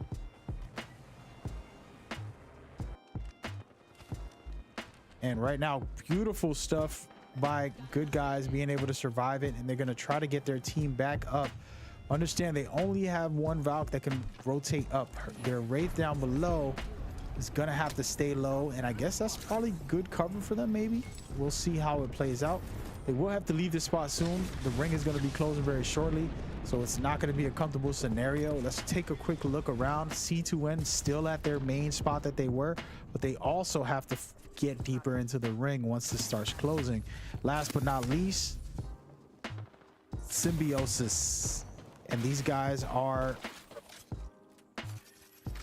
really comfortable because they have the center almost, and they're in a very good spot. And they have a Caustic. The reason I always bring Caustic up in the end game is imagine trying to fight in a bubble, but you have gas everywhere. So this guy's very, wouldn't want to say annoying because I don't like using that word, but he's very agitating during a fight where you're in the middle of fighting. You can't worry about the gas during that time. So we'll see how this plays out for them. Symbiosis, to me, has the best spot, but good guys right above. Look at this. Very comfortable up top high, and they actually keep on finding god spots, and this is just comfortable for them, and they can try to allow the 2 teams below, which is C2N and Symbiosis, to take their fight. Symbiosis is right inside of that cart, and this is gonna get dangerous for Symbiosis. They're gonna have to rotate ASAP. They don't have a lot of time. Player Looks goes like down. they got to knock any limb there. And here goes the push by C2N. They're gonna come in hot, try to get this done, and can it happen? The madness begins with the shotgun. Mastiff and Yeah, good guys go yeah. down. Yeah, the good guys might have gone down, but they've still got some points on the board. They've got a placement, but that's not what it's about right now. We've got the top 2 teams right here going in at it. And the last 2 teams, Symbiosis down below, they're not going to be able to make it up. They don't have a vertical player. It's basically going to be a waiting game, and 100% no way in the world I will shave my eyebrow if C2N loses this. Guys, there's no way. And you heard it first right here. No, I was just playing. Look at this! C2N wins it! Saves his eyebrows, folks. My eyebrows are officially saved. Dang. I was nervous because they dropped down. They didn't have to drop. They could have stayed up top that whole time. No, I think that might have been what I do to my son all the time is make a distraction and then get what I want, these little gummy bears. And they went down and they got that whole bag of gummy bears. They took the win. For sure. And here we go, guys. Check out the replay. What was cool about this is that the good guys had the best spot, but you saw a team come in and just push them back, which was C2N. They took that spot. And that's what happens. Like I said, those spots are hard to keep. And once you take it, you have the best high ground. Symbiosis is down below just waiting to die because their ring was going to kill them. And this is the reason why I put my eyebrows on it, is because C2N had the high ground and they could have stayed up there and basically allowed this team to die down below from the ring. But to put on a show, they decided to push this into a fight. And instead of staying up there, see how they have so much room up there? They could have held it and it would have won the game anyways. So luckily we got to see the action, which made me nervous. Imagine my eyebrows shaved, guys. Oh man. But Yeah, good stuff. I wasn't doing it for you. Oh man. But great stuff right there. C2N, and it's just about to be the last game. 5 minutes. One more game and that's it. There's no more for the rest of the night. It's game over. So far so good. It's been a fun one. Been some really cool teams doing some great things. We have a great cast and crew. Scorekeeper, Ghost, and then we have our caster, Warring, who's been doing a great job. And what are you seeing here, man, for this last game? We're about to showcase the scores and things like that, but in your mind, what did you see from that last game? Well, from this last game, I mean, obviously you saw the good guys with guns. They're hungry. You know, they're a new team apparently to the circuit, and they're showing their competitiveness by being up there. But C2N is just coming in saying no, you've got us sitting here knocking at the door too. We want in.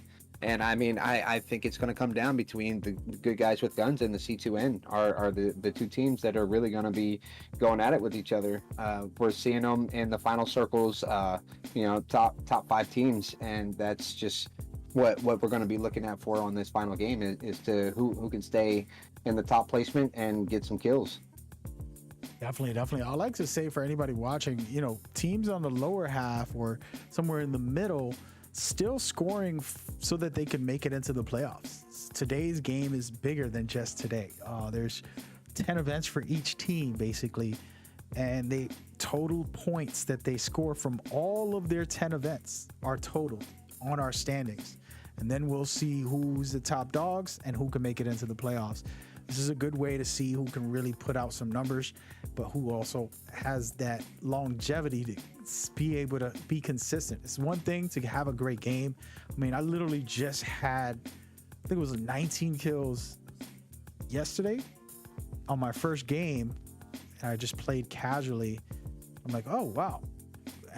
I don't know what I was doing. It was just happening. And that's one thing. And then after that, I couldn't get 10. So consistency is key is what I'm saying. And top players can be consistent, unlike average players who will give you one great show and then that'll be it. So today we'll see who's consistent, who's got what it takes, who's ready to really dominate and take over. and make it happen. Yeah, I'm ready to see who's ready to take over and make it happen myself.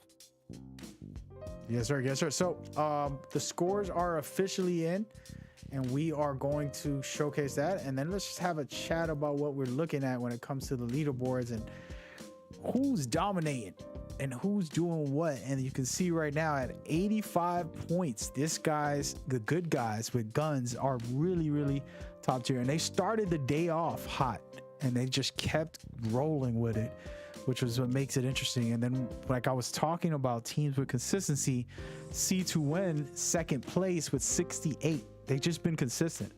They didn't have like a 40-point game. They just had consistency.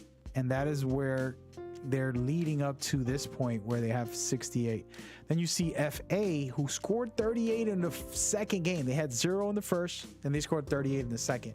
Then they've been slowly trying to pick up and create a stable balance. And then below that, Symbiosis also with 39, and AM1 with 35. As you can see, the rest of the scores here also. Teams are stepping it up. There's some teams who are lower. They're coming right back up in the top 10. And, you know, it happens. But like I was saying, that consistency is critical. And the only way you get that is by consistently playing, competing, and practicing to the point where you master the game.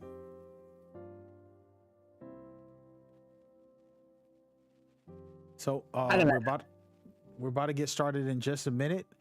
Any thoughts here, Warring, if you want to give me your opinion on what you're seeing with this leaderboards? I mean, I've already given my opinion on that. I'm just very, very impressed by everybody in the lobby, really. You know, just whether you're struggling to stay in the fight or whatnot, we're still seeing points being put on the board. So that means that every team is doing their homework. They're practicing. You know, it's just you got a day where you're getting hit by the wrong team, and it seems like the wrong team is actually the good guys with guns today. You know, they've got almost a 20-point lead over C2N, and it's gonna take a really, really good game for good guys to be knocked off of first place. But it's still anybody's game for this top two right here at the moment, if you ask me. Yeah, for sure. Like I said, these guys are fighting to get into the playoffs, so they're playing for 10 games. So even if they're in maybe 10th place, like the Raven Reapers, all those points get accumulated to what they've done already in the other games that they've played. So they're still able to do some work and get their job done, possibly. It's early, but there's a lot of games to go for more players. We still have probably like over 15 events or more for these qualifiers. So you can join these events through the Discord, hang out, play with us, and get on board. Everybody's welcome. This isn't restricted to any specific type of player or anything like that. So rock on. Okay. With that said, we're going to get going in just a second. The next game, the last game, the finale is about to happen. Who you got winning in the chat, feel free to drop it. We're going to get started in just a moment. Stay tuned. Rock with us.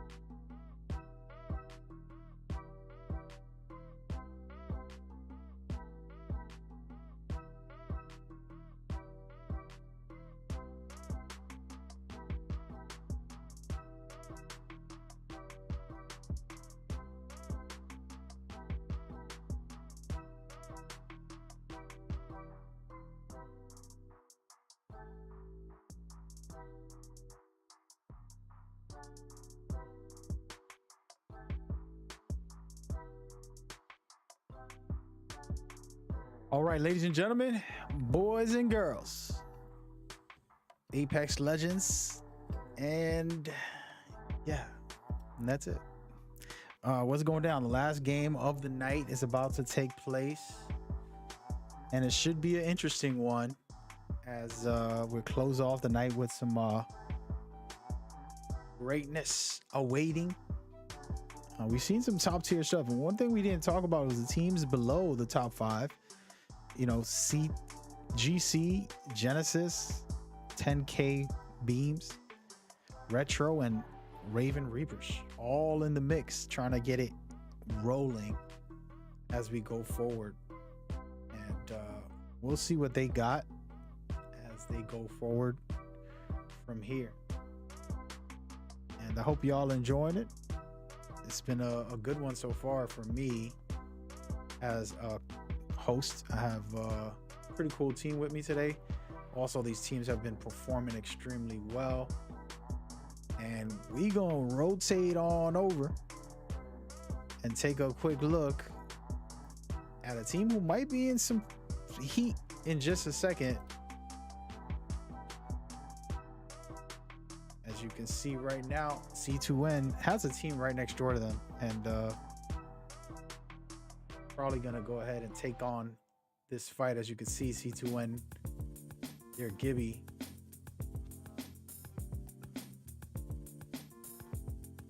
and so far so good. It's been a fun ride, to say the least. Actually, I want to introduce our scorekeeper for the night, the one and the only RST Ghost. You've been doing an amazing job, and I'm glad you're coming over here to cast a little bit. What's going on, buddy? Can you hear me? Yeah, I can hear you. Thanks so much for having me again.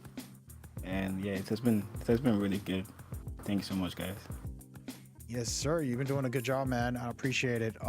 So with the scores, you got the inside, you got the info, you got all the kills, you got what's going on in here, man. What have you been seeing, and what do you feel about some of these teams so far from what you saw?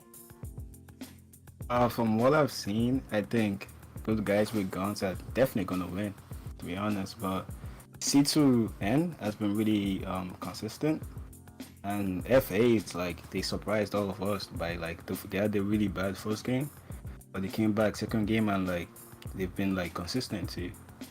The good guys with guns, they've been like on top for the whole series, so I think they're gonna win.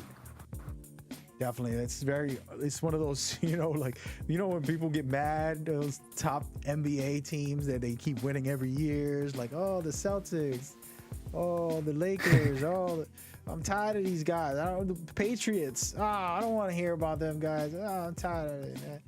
And that's kind of where it's at with these good guys. You just nonstop greatness, and you got to love it as a viewer. I just love greatness. I'm a host, so I don't care about who wins. I just care about great performances, and show me something good so that we can broadcast it. And so far so good. Really liking what I'm seeing when it comes to that. And talking about that, man, as a player, you're someone who also, just like us, we love this game.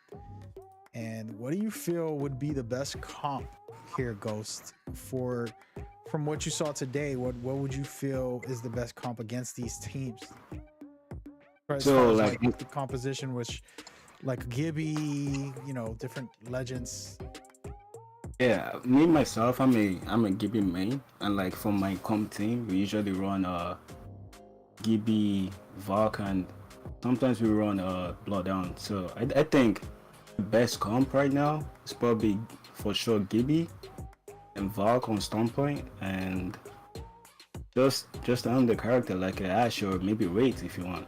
Like it depends on the situations, and that's also the other stuff. Like situations also matters, and all this type of stuff. So I'll go with Gibby, Valk, and Wraith. I feel you. I think you're not wrong on that. I think that is the meta right now. I'm so happy to hear it too, because I like Valk the most. It's like she's one of my favorites, and you see me, I always play her, but I try not to. I'm just addicted to her flying and But no, I think she's important, man. She gives you that escapability, and then she got her own little movement whenever she needs to get up high anywhere. She can do that, and she's just cool. Everything about her tactical is amazing, you know. So I definitely agree with her and Gibby together. Control the bubble, and for the last one, yeah, I think it is team. You know, some players will pull out a caustic to try to, you know, be defensive. Other players will pull out a wraith or a witch Ash, replacing Octane a little bit with her awesome portal, or to be able to rotate and do different things. So I like it. I don't know. I think it's interesting as the year goes by, new legends come and new things start happening, and it really changes the pace. And speaking of that, changing the pace, we're gonna move around and see what's going down right now. Looks like Ghost is in it bad. Oh, excuse me. Funny, you got a team with your name in here, buddy. Yeah, another fun thing is that like I've seen some teams also running Bangalore, and she has been in the game since day one. But like I think people are starting to notice she can be like a good rotation legend too, especially on Stormpoint. Like as Smokes can like just the field is so open, so like you can play with a Smokes on the field on Stormpoint. So I think that's a good addition to the teams using Bangalore. Definitely. I think she needs to be buffed. Her smoke, you shouldn't be able to scan her or her team if they're in it. Like, hey, give her some type of power that's like, yo, this is crazy. And because then she can be like one of the top legends, because she's so good. She's amazing. And she's hard to play sometimes because of that wall hack. Everybody's just scanning through everything. You can see people through the seer, through this and that. You know, it's like her smoke is not that viable at times. But in your case, of what you're saying is 100% true, especially in Stormpoint. But speaking of that, we're looking at Flame Mignon, as they currently get ready to push this team here. I know we got Warring. I'm sure he's still with us, I believe. And what are you seeing here, Warring, with the Flaming Young team? Well, what I'm seeing here is they're kind of hungry. They know this is the last game of the day. They're trying to at least put something down, and they're holding this little point here pretty well. They were tracking what I saw of two players at one moment. I'm not sure if it's a whole team or not, but they're hungry. They're trying to put something down. Yeah, I love that. I think it's necessary, right? Keep that energy.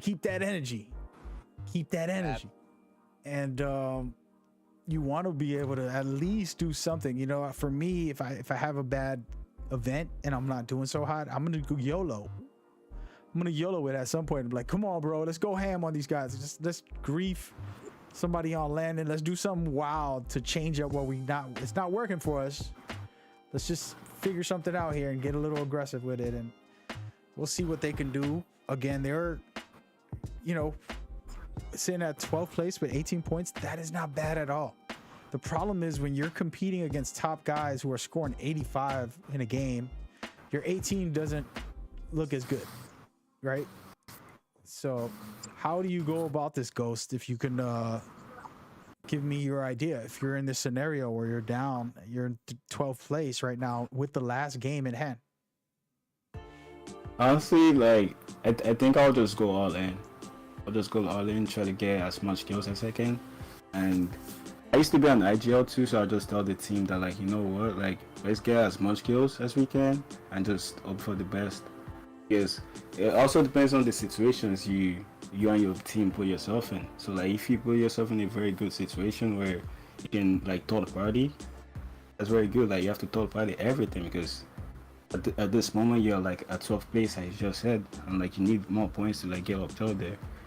And after that you just play for placement, like get like top 3 or top 2, and that's good. True. Very true.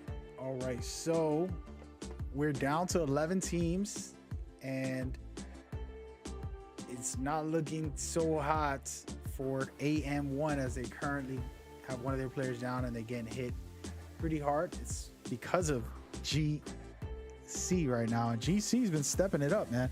They're in they're top 6 right now, and they've been putting in work. That last game was pretty nice from them, and now they're in the mix. Warring.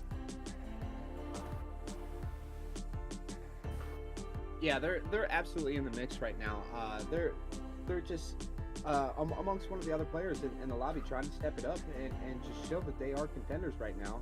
They did get one of their players knocked right there from what I just saw. We've got FA's up top, getting ready to throw down one of Horizon's ultimates and try and thirst this kill, which they get. And they're gonna push on over into another fight and just keep the aggression going. I don't know if they're pushing into the fight or not. It looks like they're actually going to rotate around. Maybe get a little better placement, like Ghost just said. You know, get your couple kills and then just play for placement. There's 11 squads, so there's still plenty of kills that you can get. But just being smart, keeping your height, and rotating into the right positions and putting your teams. Yeah, Mike, your mic's a little low there, Warring. But yeah, so as we were discussing, you know, these teams can and will step it up sometimes, and you'll be surprised by those type of performances where they come back.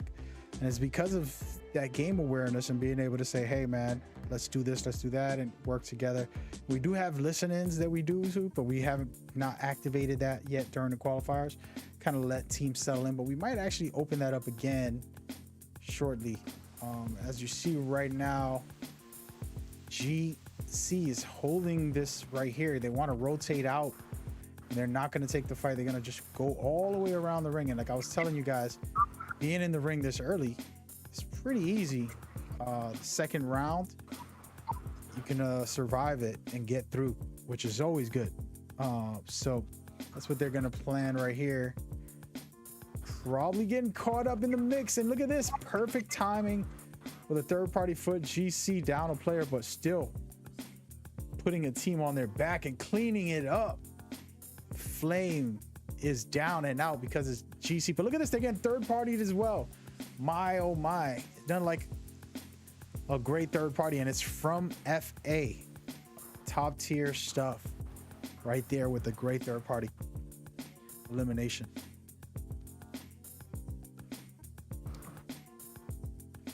And they actually have another team close by, so they got to be careful.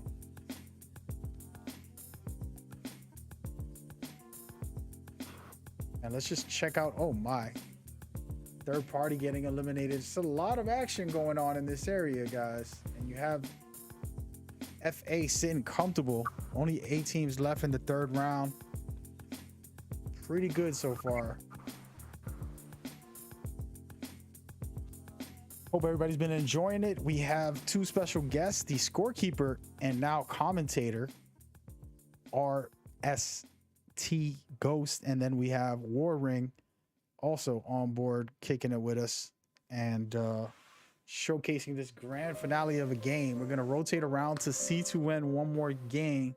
Let's just take a quick second and check out what is going on the scoreboards. FA is the only ones with eliminations, is that right? That are still alive. And it's 8 teams left. So C2N's about to rotate deeper, and they have the backside of the map, which is very comfortable for them. Now they can either hold it or try to push teams deeper the other way once they find out where this ring is going to close. And as far as end game scenarios, you know, what is the best case scenario here? If you guys take a look at the map and see what we have for the ring, looks like it's going to be ending dead center on this backside, right in the open. It's a wild end. There's no cover here. Ghost. Yeah, I think the best place to play in that ring right now is probably one of those buildings close to, you know, when you're rotating to Level Siphon, I think that's the name. Right, Geyser. Yeah. Oh yeah, towards the towards the Level Siphon. Oh, gotcha. Like yeah. one of those buildings. yeah, one of those buildings over there. Yeah, I think taking one of those buildings will be key to winning this game. Man, speaking of that, they're out in the open. Like I said, there's way too much open ground, and FA in the thick of it. This is a great team, top tier team, but they're in a very tough situation with not a lot of cover, and they got to just keep pushing these teams back, not allowing them to throw them off guard, and doing good so far, actually, to push this team back, and they're holding their own at the moment. They're probably going to rotate to a better position in a second.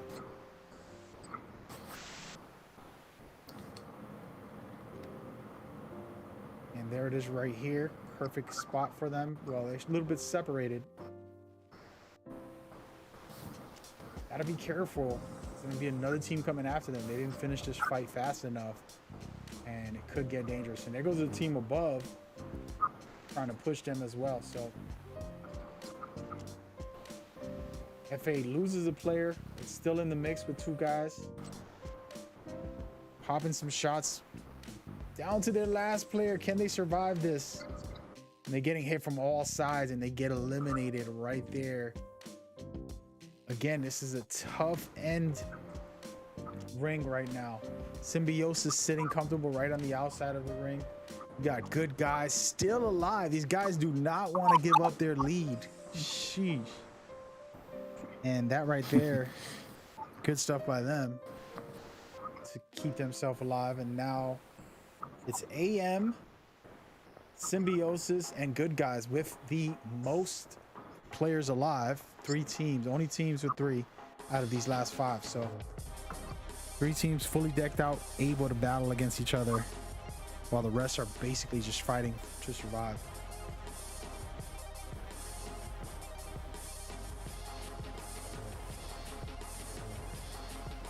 We're looking at Good Guys right now, the top dogs, who've been performing extremely well.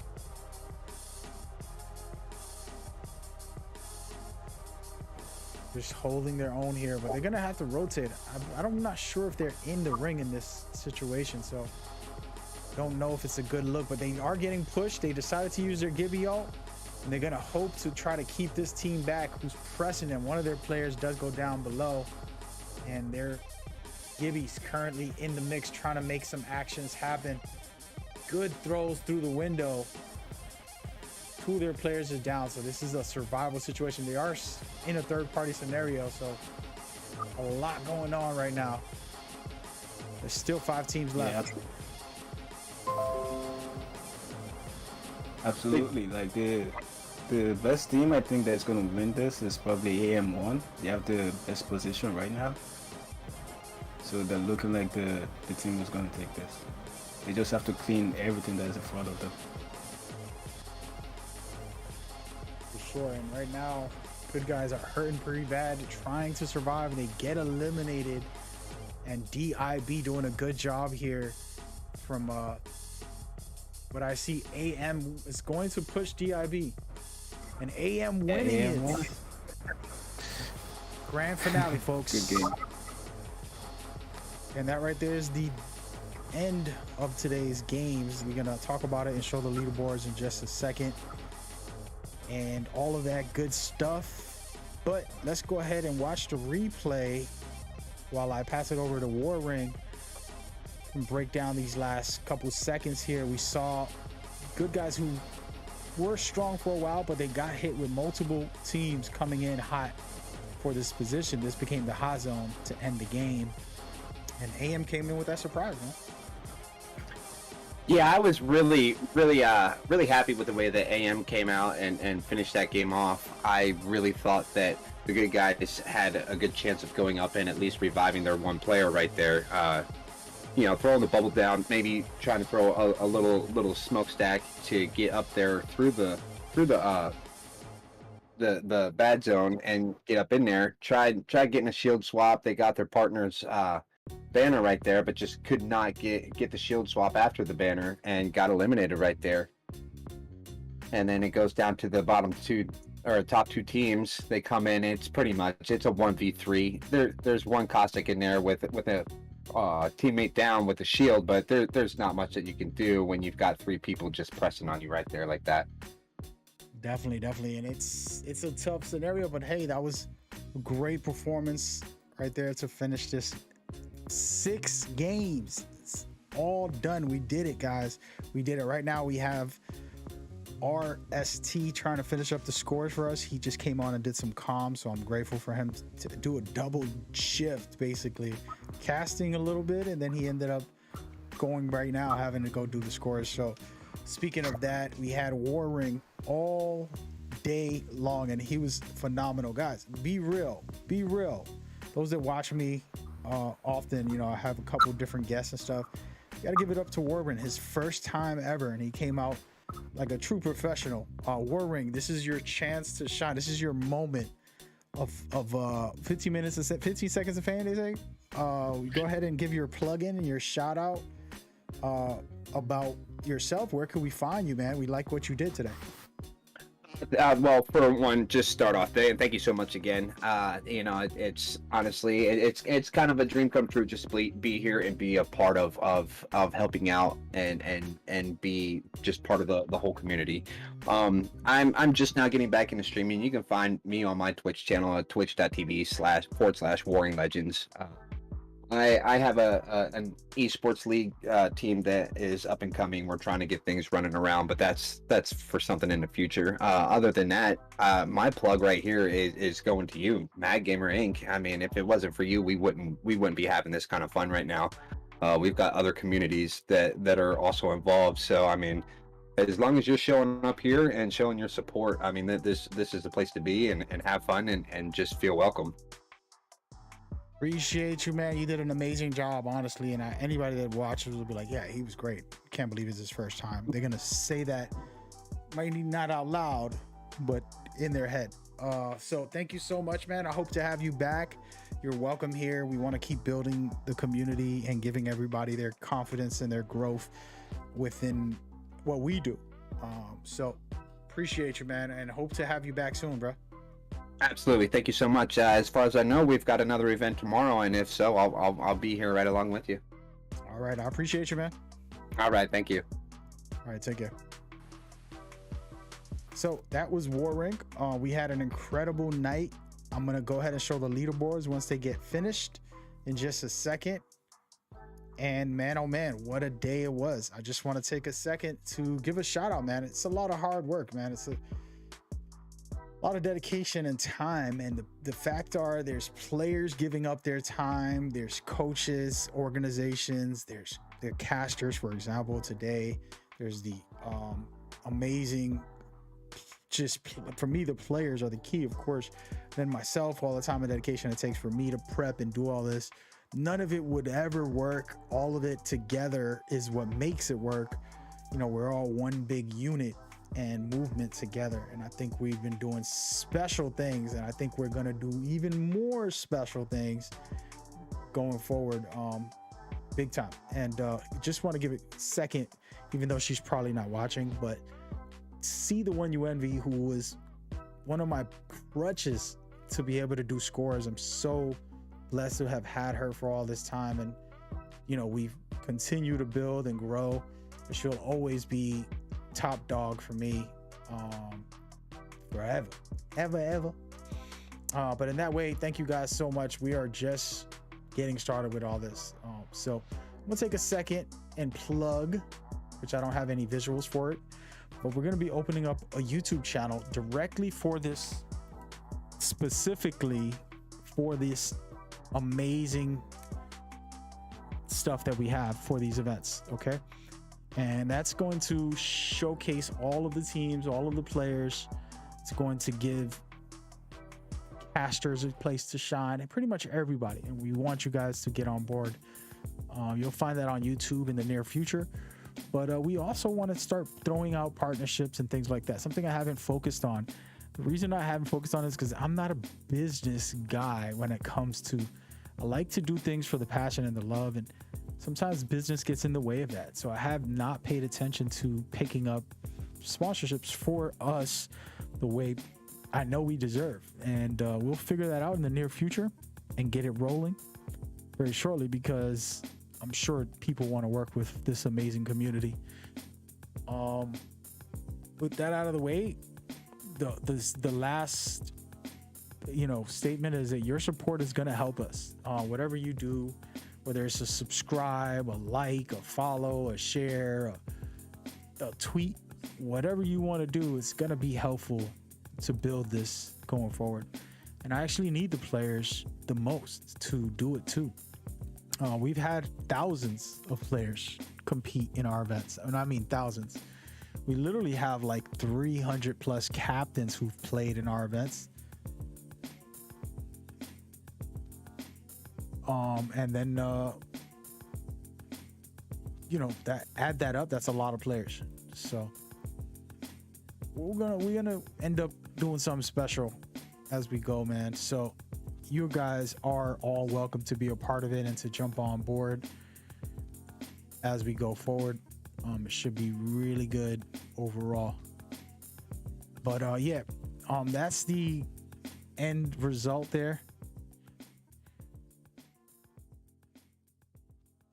For today, we're going to show the scores and talk about what we have going forward.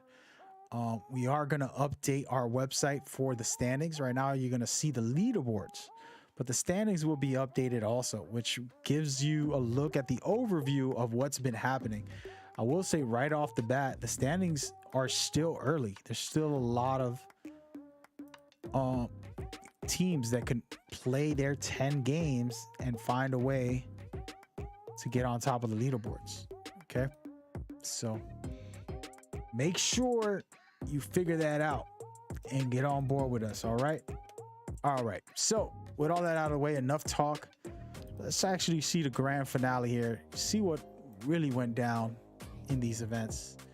As you can see, the leaderboards right now are pretty impressive.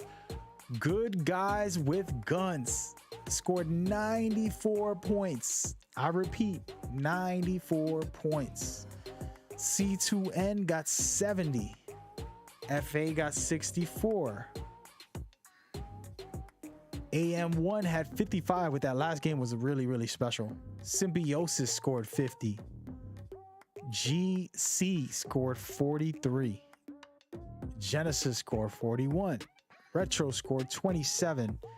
10K Beams scored 25, and Raven Reaper scored 23. That's the top 10. And you can see I'm grateful for all of these teams coming on board and hanging out and playing in today's event. I hope y'all ready for more, man. You guys are the reason we do this. So hit me up. I need casters. I need scorekeepers. I need mods. I need video editors so we can make this the biggest and the best Apex Legends events possible. All right, it's all on you, baby. It's all on you. So stay tuned, rock with us, and keep it rolling, baby. Keep it rolling. Appreciate y'all, and hope that we continue this, man. Continue this forever. Again, I would love to make this full time. Been thinking about it lately. It's been really hitting me like, you know what, you should.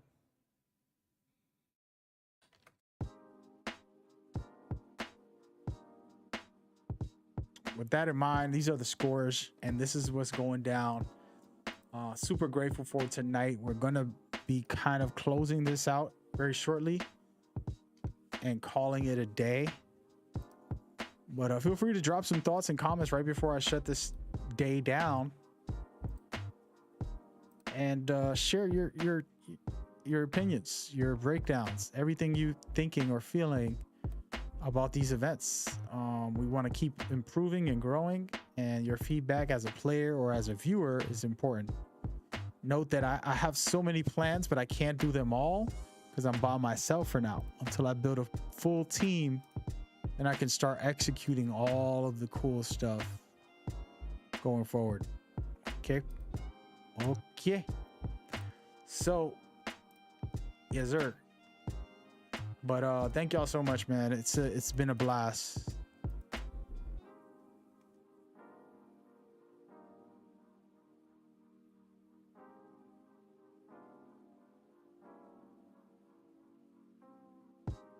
We are gonna send this off with a thank you so much. Come back for more. and feel free to vibe out with us. He said, great players, great hosts. I appreciate it, man. Thanks for hosting. I appreciate you. GG's all in the chat. Shout out to y'all. I see y'all, man. I see y'all. It's a little delay, but don't worry about that. It's too many people to name in here. Let's do it. Let's do it. It's not that many people, actually. I'll just be lying. Right now, today on Twitch is only like 40. Just Cal, what's up, man? Thank you. AOMD, what's up? Divinities, let's just call you that. Warring's in the chat. He just finished casting with me. Amazing job, actually. Did really good. LS Buckshots, GG. Appreciate you, man. Why Dre just keeps asking for the Discord link? I appreciate it, bro.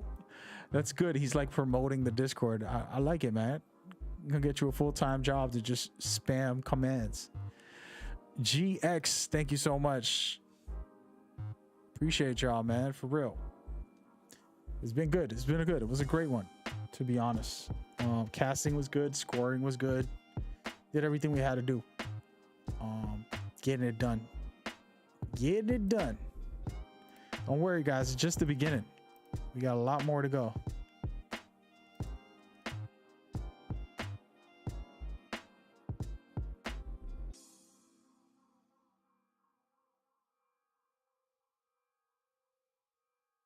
And that is it for me. Let's talk, guys. If y'all want to talk to me, just hit me up on Discord, ask some questions. Let's do it. You are me and I am you. Yeah, nope. I'm currently posting up the scores on the Discord so you guys can see it on the Discord as well. It was a fun time. I had a blast and I'm grateful. Okay. All right, y'all. Hit me up. See you guys tomorrow. Same time, same place, same energy, baby. Bring that energy. We doing what it do right now. Taking over the globe, guys. I'm blessed.